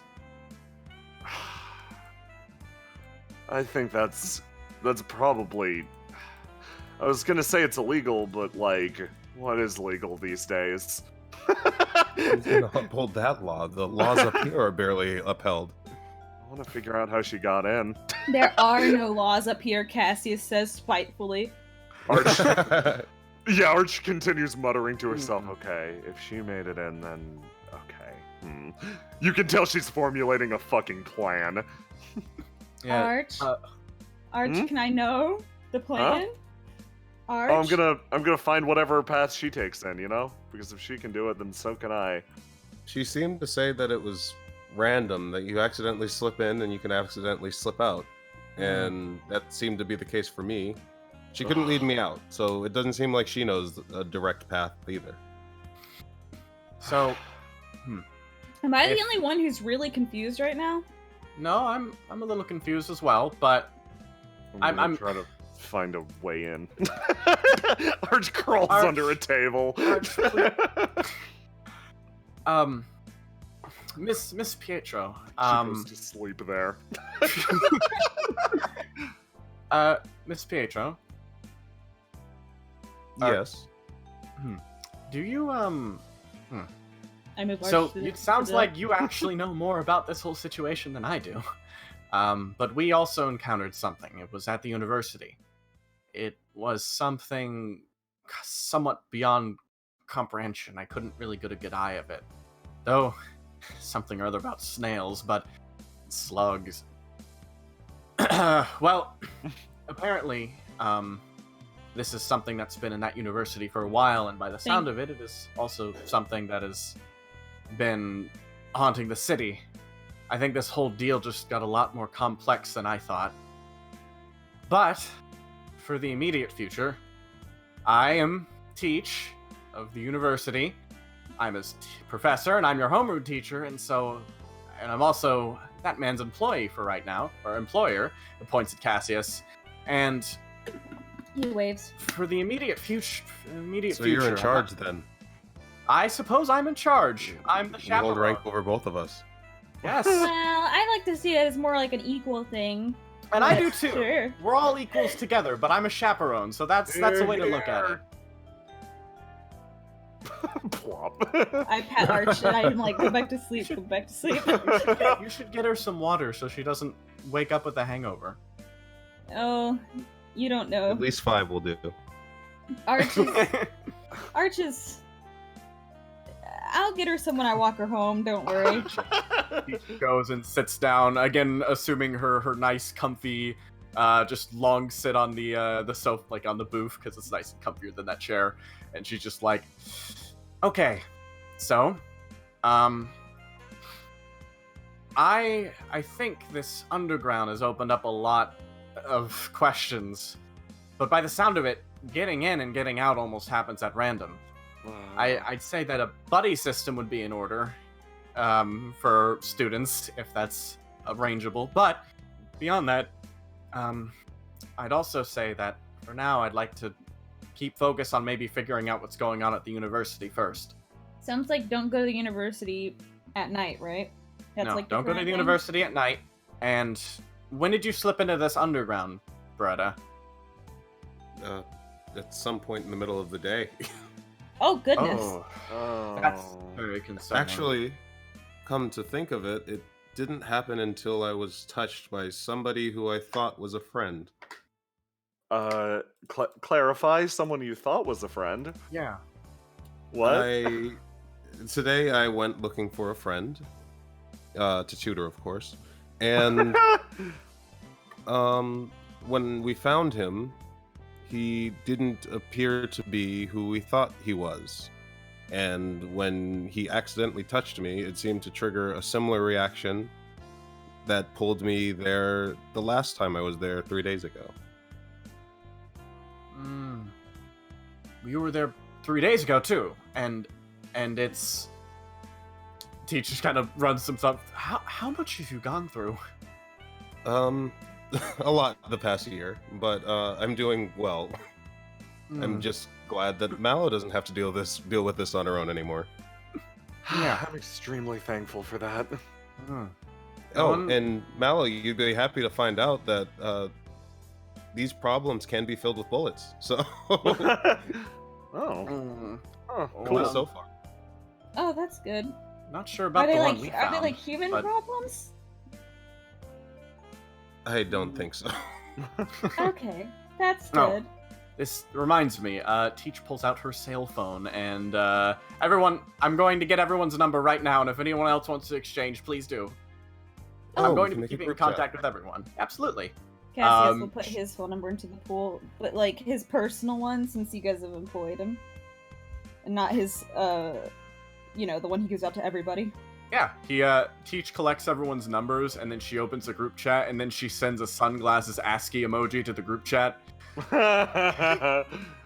Dodge hands this out. You're some of his first contacts. Mallow hands hers out. She's got quite a few on the list. You notice her, what you call it? Her like background / splash screen is actually a picture of her in a big, fully stocked bakery. And then you see, everybody sees Arch's phone, and it is an out-of-focus picture of her that just has two blurry, like just bright points where her eyes should be in the lower right, and then a perfectly in focus Cassius in the background in a tree. It looks like a fucking cryptid photo. Cassius's is probably one screen is that image, and the other one is probably like the Potato Detectives. Dodge's is a picture of a dog. That's so. No, one of his is probably the Kieran. We all know it. One of them is probably the Kieran. Once the text is sent and everyone's in the same chat, Teach kind of like puts the phone away content for the moment. I guess the last matter of business would be, how much of this information escapes this room? I'm a bit concerned about that.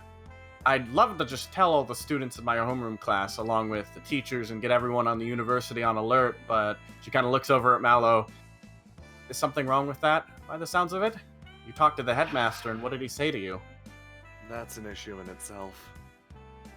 First of all, he recommended that I get a little bit more sleep, that I was delirious, I was seeing things, and when I pressed the matter, or more specifically, when I threatened to take the matter to Aranea, she suddenly gets a very serious look on her face.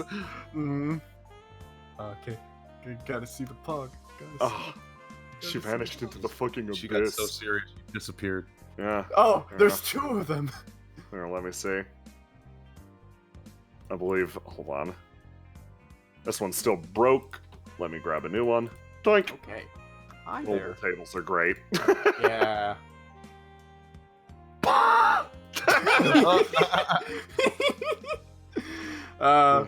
When I was sent to the headmaster, when I threatened to go see Aranea, his response was, "No, Mallow, you can. What would happen if Aranea shut down the school? You gotta think about it that way." Fucking bullshit. It's okay. I don't have authority to shut down the school. No, that's well. That makes sense. That's what I imagined. It's so stupid and dumb, but it's also. I would much rather shut down the school than have any students be at risk, but I understand how impractical that is with everything going on. If possible, we could. She thinks a bit. Thinks about the few people she could tell to keep an eye on things. I could at least try to instate a general curfew, but at least ask. But beyond that, we might be generally on our own, unless you can find anyone else. If anyone can find anyone else that's been suffering the same, drag them in, of course, absolutely. But I think we can do it. I think we can. What? Miss Pietra over here is quite handy with a gun, I hear. You've heard correctly. And our good friend Dodge right here is quite handy with a sword, right? Or sword. That's my go-to. Okay. And Cassius looks like a big tough guy too, don't you? Yeah, I have a gun. Oh, what model? He pulls it out. He pulls out two guns and he hands them to you. At the mention of Cassius seems like a big tough guy, you feel Arch's stare sober up and focus in on you, Teach. She does understand that glare, and she just like gives like don't worry kind of hand wave, like she's just, this is morale, this isn't serious, she doesn't want to get anyone in danger. You're not escaping this fucking judgmental look. Beretta, one of these guns is a real gun, and one of these guns is a gun that has a flag inside that pops out that says, "Please don't fight. Violence isn't the answer." Oh no. You're still using one of those. I mean, it works. You can do a lot better than this. No, I mean, that one's mostly for when I'm trying to get people to not fight me, but I need to look intimidating, but I don't want to pull out the real gun because I don't actually want to fight. That's fair. But it would seem that when I tried speaking to the demon bats with masks, they just attacked me. So in the event that you pulled that out, you might not be here. Yeah, that's why I asked if they were like a people or not, because like I don't want to shoot a person, because if you like shoot a person, typically they die, and that's not what I'm going for. But if they're not like a person, then it's like easier. Well, I suppose that brings up the greater philosophical question as to what is a person and what is not a person, but I see what you mean. So, going over the details of this job again. Sorry, I'm like, this is the way I handle things normally. Judge puts his hands up on the table. So the situation is, entire city's haunted? Entire city is haunted. However, I've just hired you on for the university bit. Okay. So we try to tackle this thing methodically. Absolutely. Try to hit it a location at a time. Now, is this limited? Like you said earlier, is this limited to just us? Can we get any additional help? Because if the entire city is a problem, we might need it. I think feel so. Like it should be a limited amount of people. I'm concerned that there might be people who might not want this information out. So we I do would have say to that tell our boss, because if you want to hire us, we have to file. Okay, I'd keep file it to there. I'll keep in mind who I want to talk to as well, but I do know that I was accosted by someone in a dream. Just that doesn't seem weird anymore. Yes, I do. Mallow, do you have them as well, right? Oh, I'm sorry. Do I have dreams, Jay? Oh no, it's yeah, normalish ones. Like nothing wacky. Was that something that wasn't usual for me, Mallow? No, stupid fine. powers malfunctioning. What? You can. She thinks you can instill your dreams into people? To a certain extent. She looks up. I'm like I said, I'm the daughter of the old mayor. Yes, that was actually quite interesting. We've got our family has something of a gift. Whenever we're sleeping, we sort of thrive off of like sort of the dream space that people go to when they pass out. And like normally that's a place I go to get re-energized, and normally I don't need sleep at all, but like right now not so hot. I can't really control it right now. It just picks people at random. So it picked you, picked whoever that was, and I just got to deal with it. It was a dashing figure in black armor who wore Post-it notes on his face. Oh, that does sound like a dream. Hold on, that doesn't make any sense at all. That isn't the one. I panicked because like the one you ran away from, you know, that one was in your dream. I don't know anything about somebody in black armor. Teach thinks a bit. Cassius looks at Teach like, "Are you good?" So that was something else. Yeah. Also, I don't know if this like changes anything. I can only enter the dreams of people within like a certain radius, and that's probably like a mile or half a mile tops. Teach thinks. Oh, so I did. I think I might have. Teach kind of thinks it over a bit. All right, that's something for me to consider a bit more. I believe I might have fallen asleep twice, or something along those lines, but I can't really tell. There's a lot to consider then.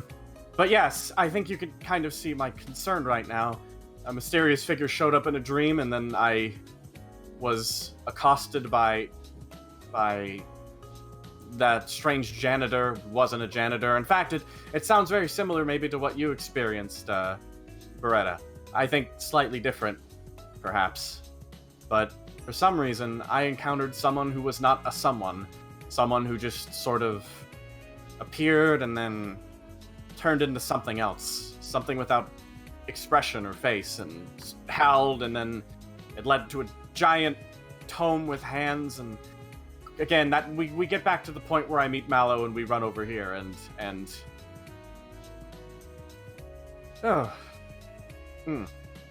I don't feel. I think we all need to get some rest too. I think that's very wise.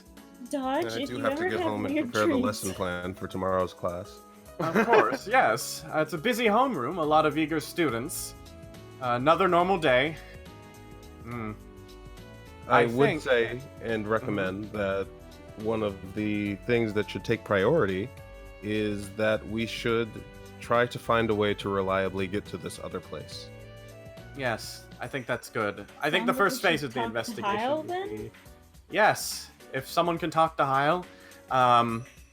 If anyone else wants to investigate with the university, we can maybe take a look tomorrow if everyone's willing. Well, be there Cassius, anyway. Yeah. Cassius, I'll give you congratulations. You're now a temp assistant for teacher's class. I don't have a degree or anything. I don't think I have a degree. You don't need one. You're an unpaid temp.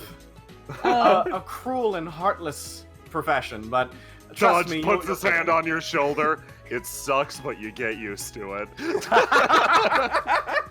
word around campus is that teacher's class is the place to be. It is. Oh, I have so many new students. So, when are we meeting up tomorrow? Because I was going to help this guy move unpack his stuff. He just moved here from cowboy country today, so... well... Yeehaw and all that. I wanted to meet in the morning after my homeroom ends. But, meeting after homeroom concludes would be nice, since we'll all be there. I work construction if you need a hand. I'm not sleeping for the rest of the night, that's for sure. If you need a hand, I'll do it now. I think you should all sleep. You should sleep. You should sleep, man. I don't think I can. Look, Look, I'm not, no. I'll get a nap in before I head into class, but I am certainly not sleeping again anytime in the next couple of hours. Yeah, I've got enough sleep for the past 2 days for the next 2 weeks, so... Though someone who should sleep, Teach scoots up. Someone that should take a sleep is you, Mallow. You seem to be the least. I got a good nap in before I got chased, but when's the last time you slept, Mallow? She looks up. No, not earlier today. It's been a while. Yeah. How about you? I mean, yeah. If I would just suggest maybe taking it easy. Tomorrow we're going to be having a big investigation, and I will also take a nap. Yes, I admit, if you get some sleep, I'll get some sleep too. I promise to not be an irresponsible role model. Okay. I mean, and everybody drink water. Yes, everyone drink water. Mallow's going to roll to die with a bonus to it based on your bond level, which Beretta obtained 1 of earlier. That is abysmal! Oh my god! Mallow dies! Mallow. That is a 4? She looks at you and is like, yeah, I'll get to sleep. Teach like blinks a bit. Yeah, same. I see those eyes. That was... you get the feeling Mallow isn't sleeping this week, based on how bad that roll is. No, Mallow. Mallow, do you have a place to go? I could go back to the dorm. I mean, that's admittedly at the university. Why don't you come back to my place? There's plenty of rooms there. Oh. Sleepover. You sure? Yeah, it won't be a problem. I don't want to My dad won't mind, and my mom is never home, so... Yes, I definitely would suggest you two going back as a buddy system. That's good. Going in pairs is always nice. And she turns around and looks at Cassius and Dodge. Hey, I will help you move. Is there a place I could just fall asleep for an hour and a half or 2 hours after that? If you want to come crash at my place, I need to walk Arch home, but that's about it. Okay, sure thing. Arch gives you a slow thumbs up. Mallow, like, actually stands up. Okay, well, at first I was kind of afraid and tired, and all that other stuff, but I'm actually getting kind of excited in a weird way. Like, I get to spend more time with people than I wouldn't have otherwise. Yeah, that's a good way to look at it. And like, I am interested in what lies out there beyond the stars and all that. But mostly because it's weird and alien, you know?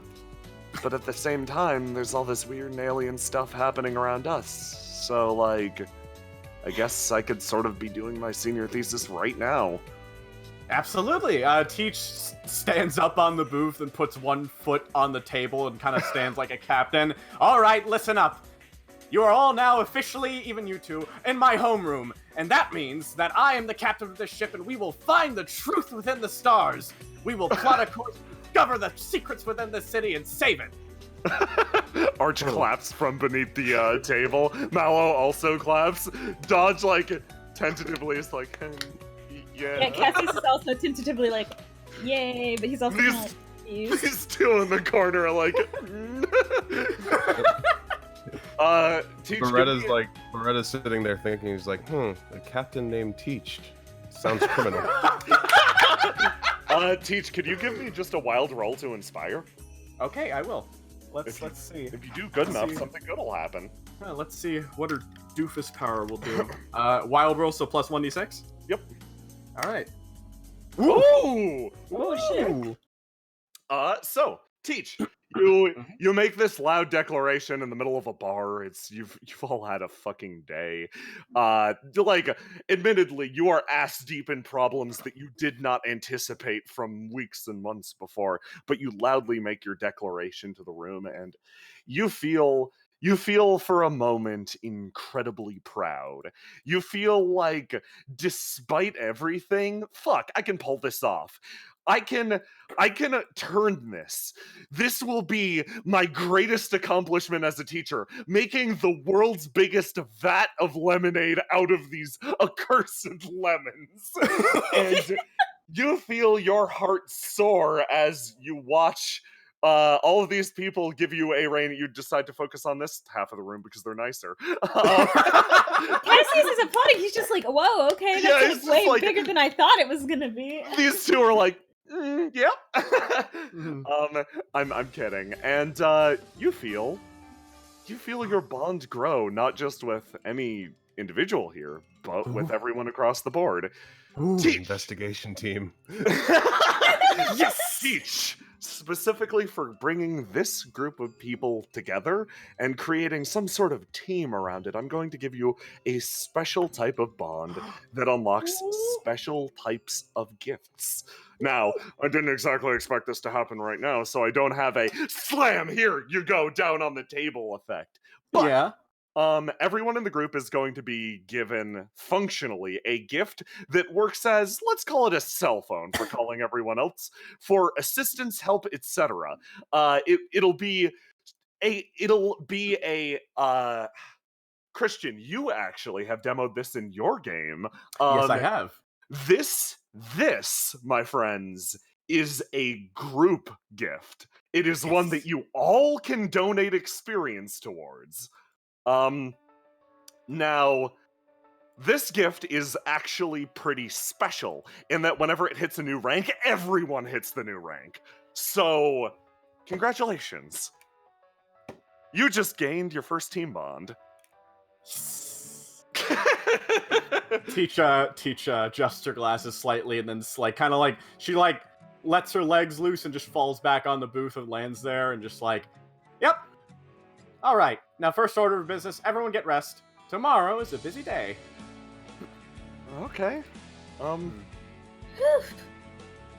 And she actually stands up one more time and goes over. Miss Pietro. Yes. She waves a hand forward and gives over for a shake. It's a pleasure to meet you. I can't wait to have you in my homeroom class. She smiles and says, "It's a pleasure to meet you as well, Teach. I look forward to the rest of the year." Me too, kid. I'll try to get some sleep. I'll do my best, but I won't make any promises that I can't keep. I have appearances to keep up, you know. Cassius, as you try to walk away, Dodge actually stops you really quick. I didn't expect to be getting a big case like this so soon after moving in. Looking forward to working with you. Yeah, looking forward to working with you too. I'm excited that you're gonna get a big case so soon, actually, because it'll help you get used to the city some more. Whole city's haunted? Whole city's haunted. Whole city's haunted. He's smiling. Dodge is having a good time. Cassius is smiling because his friends are all having a good time right now. Oh, and Cassius, was it? Cassius, yeah. I'm gonna get you some better guns. Oh, thank you. I'd prefer not to have to use them, though. But in the event that you do, I'd prefer that you're protected. Especially since you're a part of my team now. Cassius is touched by this. Oh, that was fast! Fantastic. Meanwhile, Arch is over here with Mallow. Mallow's loading the gun. Arch just quietly whispering, "That won't help you against ghosts." Mallow turns around and looks at Beretta. Oh, she said it would. I trust her. I'm so good. Have a good night, you guys. Have a good night, kids. See you tomorrow. Good night. Where do you live again? Looks back to Beretta. Oh, the tower. Don't worry, you can't miss it. What? These two exit and go back to Beretta's apartment, and Cassius looks at Teach. So I guess we're unpacking Dodge's apartment now, huh? Teach kind of snaps out of something. Ah, yeah. Unless you want to sleep first. Offer's always on the table. Nah. Let's get that done first. Let's all try to stay safe, right?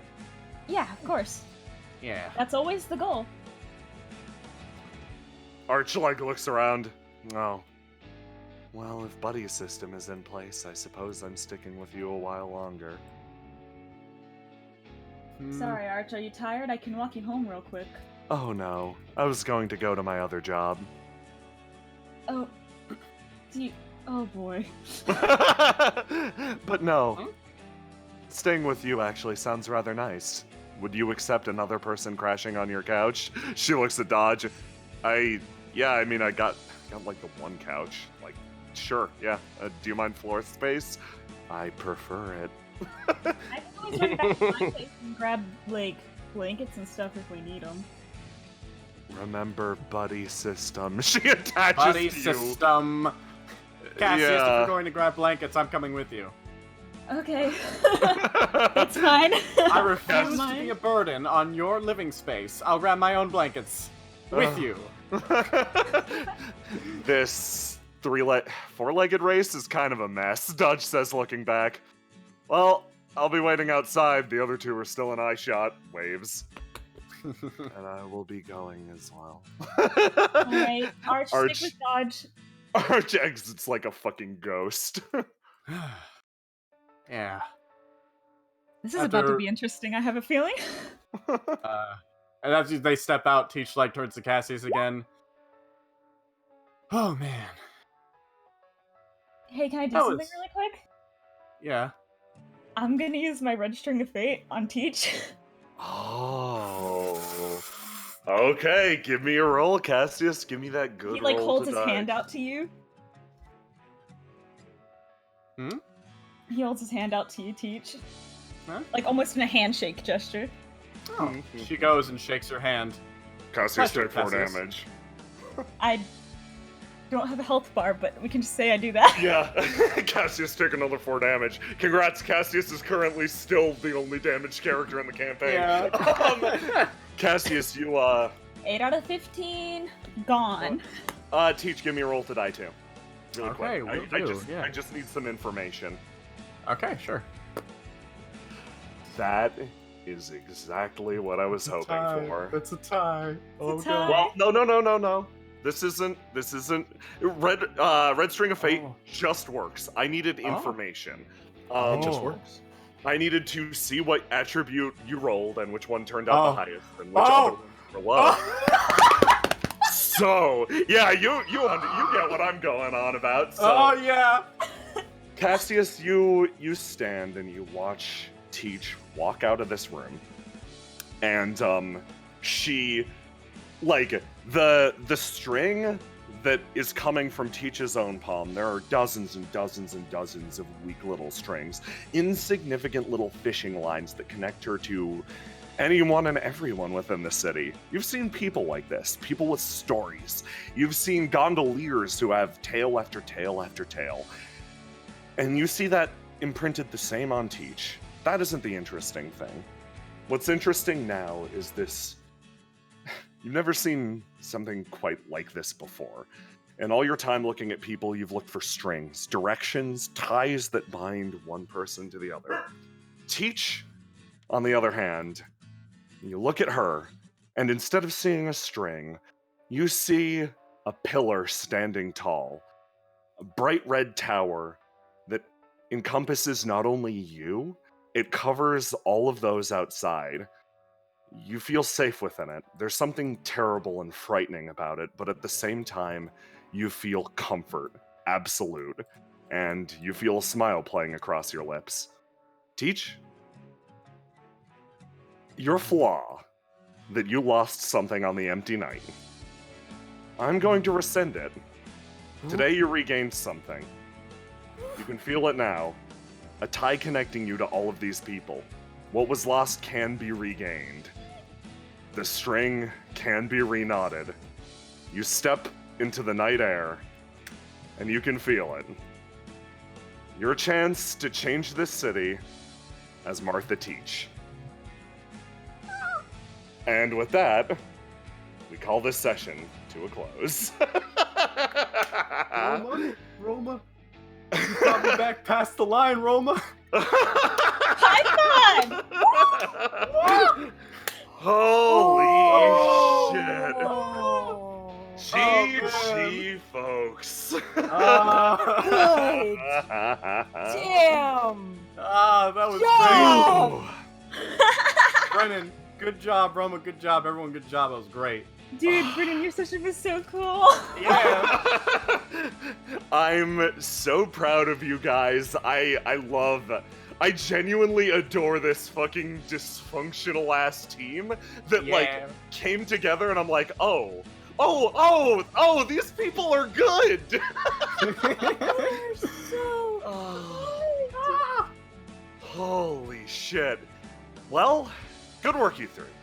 Honestly, from the bottom of my heart, just fantastic job.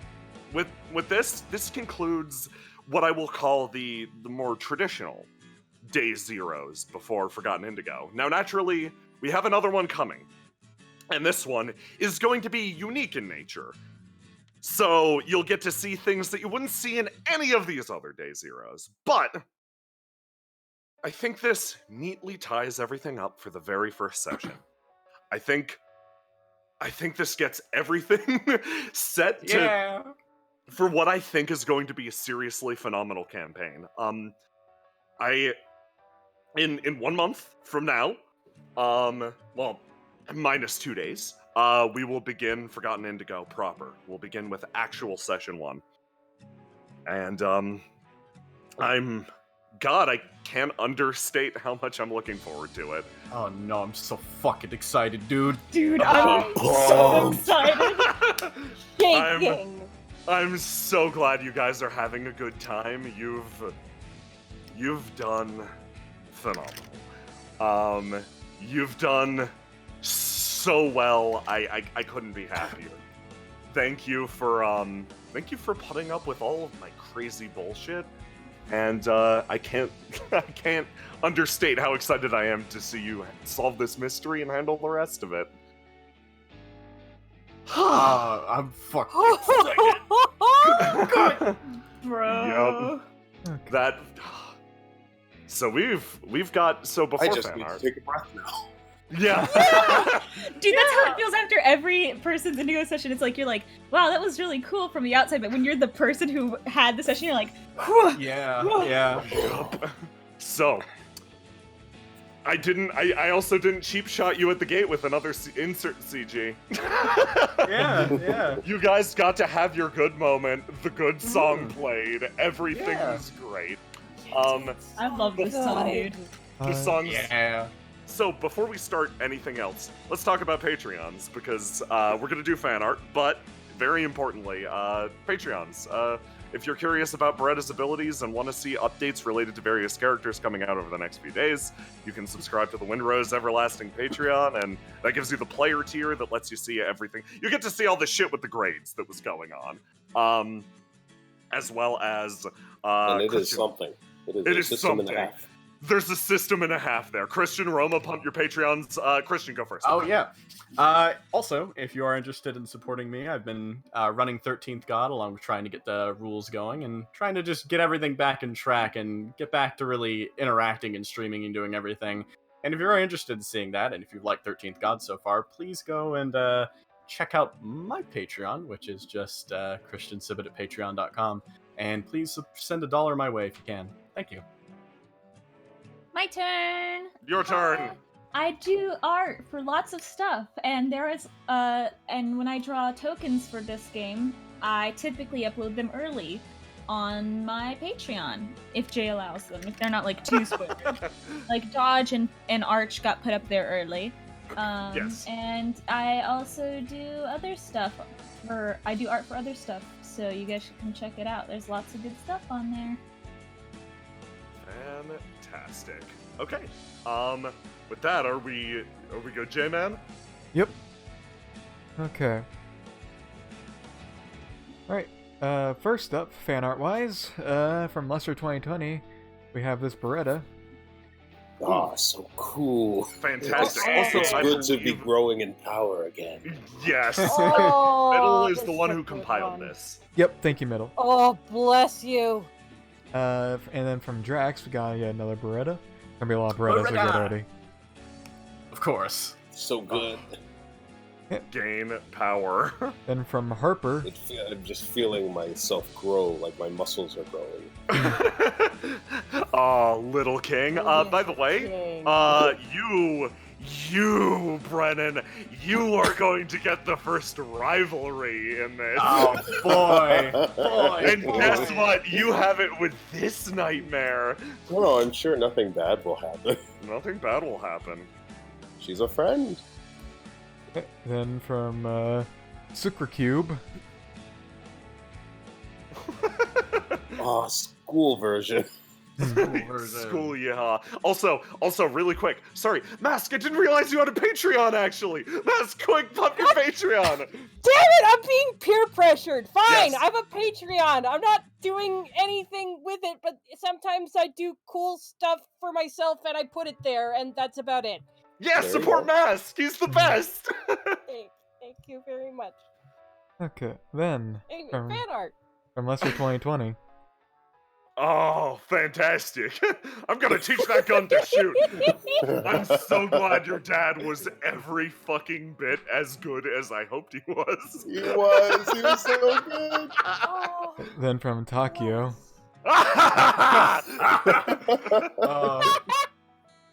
Samurai Punk virtual reality trip, huh? Then from Jasper. Oh, I love my Oh. dad. Yes! Yes! Oh, so good. Jasper, I love your style so much. so much good Beretta art. It's correct and right. Howdy. Then from Sucre Cube. Or Yeehaw. One more yeehaw. Then from the Electric Gremlin. Oh, wait, no, she's late for class. She's Yeah, she's late for she's got the toast. You're lucky no one was in the way. She would have one-shot them. From Yeah. Tiny Electric Gremlin. Got another Beretta. Beautiful. Aw, I love the clean, like, Increase. angular look. Yeah. Then from Lemieux, we got this background boyo. We got fan art! Boulder Who was that Senpai! mysterious rock man? No one knows. Boulder Senpai by Faust. He has a Kofi. If Yeah. you give him money, he'll put it in a hole. You can find that on World Anvil. Yes. Then from God of Trash. She's so tired. My ranking up C minus. minus. I'm so sorry, Beretta. I'm so sorry. Worst day. I'm very interested to see on the Discord if she was what everybody expected her to be. Yes. Yeah. Then from Lester 2020. So anyway, I started blasting. Yeah. Then from God of Trash. Bretta's giving Mallow a real ass gun. I love the gun. Oh, that's wonderful. I love the little smile. Another one from Lemieux. Hydrate or dirate. Hydrate. It's healthy. From Kieran. Is that P-Shark? Yeah. I will remove that boy from this campaign if it's the last thing I do. I don't like it. From Lester 2020. Yes. That donut. Oh. What a donut. You know, that is the only thing on the list that I couldn't do. No, you bombed that I got donut all roll. 5. You did your best. I'm so happy you called out the secret donut boy, though. That's fine. Yeah, Mallow. From Onichi. Yeah! Mallow. This is the content I fucking live for. She has a gun. She's got a gun. It's so cute. Then our Boulder from Missing. Boulder. Boulder Senpai. I need to most give Boulder popular something by a boy. gun. Cool. Look at how jacked he is. Yeah. It's ripped. Then And from he's Middle. so handsome. Ah, Middle, I love your work. Middle, you're so Yeah, good. And so fast. Yeah. Holy crap. From Lester 2020. I realize that is absolutely how face masks can be taken. She's being healthy and cautious. Then from Yep. Onichi. I can't wait for our yes! date. Oh, fuck yes, look at her. She is armed. This is someone who has mastered student living. Yes. Then from Lester 2020. Turtle! It's the turtle. It's horsey. He's in the gang. Well, you'll need a replacement, so. Then from God of the Trash. Jakku. I want to see a grown man cry. That kid is a fucking monster. Yeah. Child is the most dangerous villain in our campaign. Yep. And from Ultra Perstinct. Ha! It's the Dad, father. Dad, Dad, Aha! Then from Middle. Fantastic. Oh my god, you colored it so That's fast. so good. You did so good. From No, Monichi. Unbelievable. the colors are so pretty. Oh, it's like a canteen. It's Oh gosh, that's great. I didn't even mean for water to become my me. Oh. Then from South Frost. Oh, fantastic. Look at all those kids. Yes. Yeah, Another one. list. Then from God That's of the the Trash. street chat Well, is, second is most teachers' complete. Oh my god. Yeah, yeah. I got fan art already. Holy shit. Holy Dude, crap. So- Deserves it. I'm so proud of myself. Mid-campaign, here, take this character. I finished them. Okay, they're in the You- thing now. Mentions Galardia. Me. Oh shit! I haven't finished the icon. Start drawing midway through the thing. Roma, you absolute legend. Okay. Then next from Cabbage. Got Turtle Oh, Doc. fantastic. Holy crap! The turtle doc got him. Turtle got art. Thank It you. was hot. Then from Drax. Got William B. Petro. Oh, poor Gundad. Gun dad, gun dad. Gundad. And from Typical Novice, we got some rolls. Oh yeah, that's gotta be something today.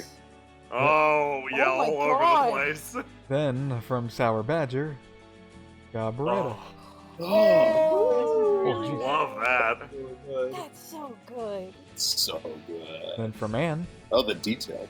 Ane, this is so fucking good. It's Oh. the fire sword. The fire The sword. sword. Is that sword on fire? Is that sword on fire?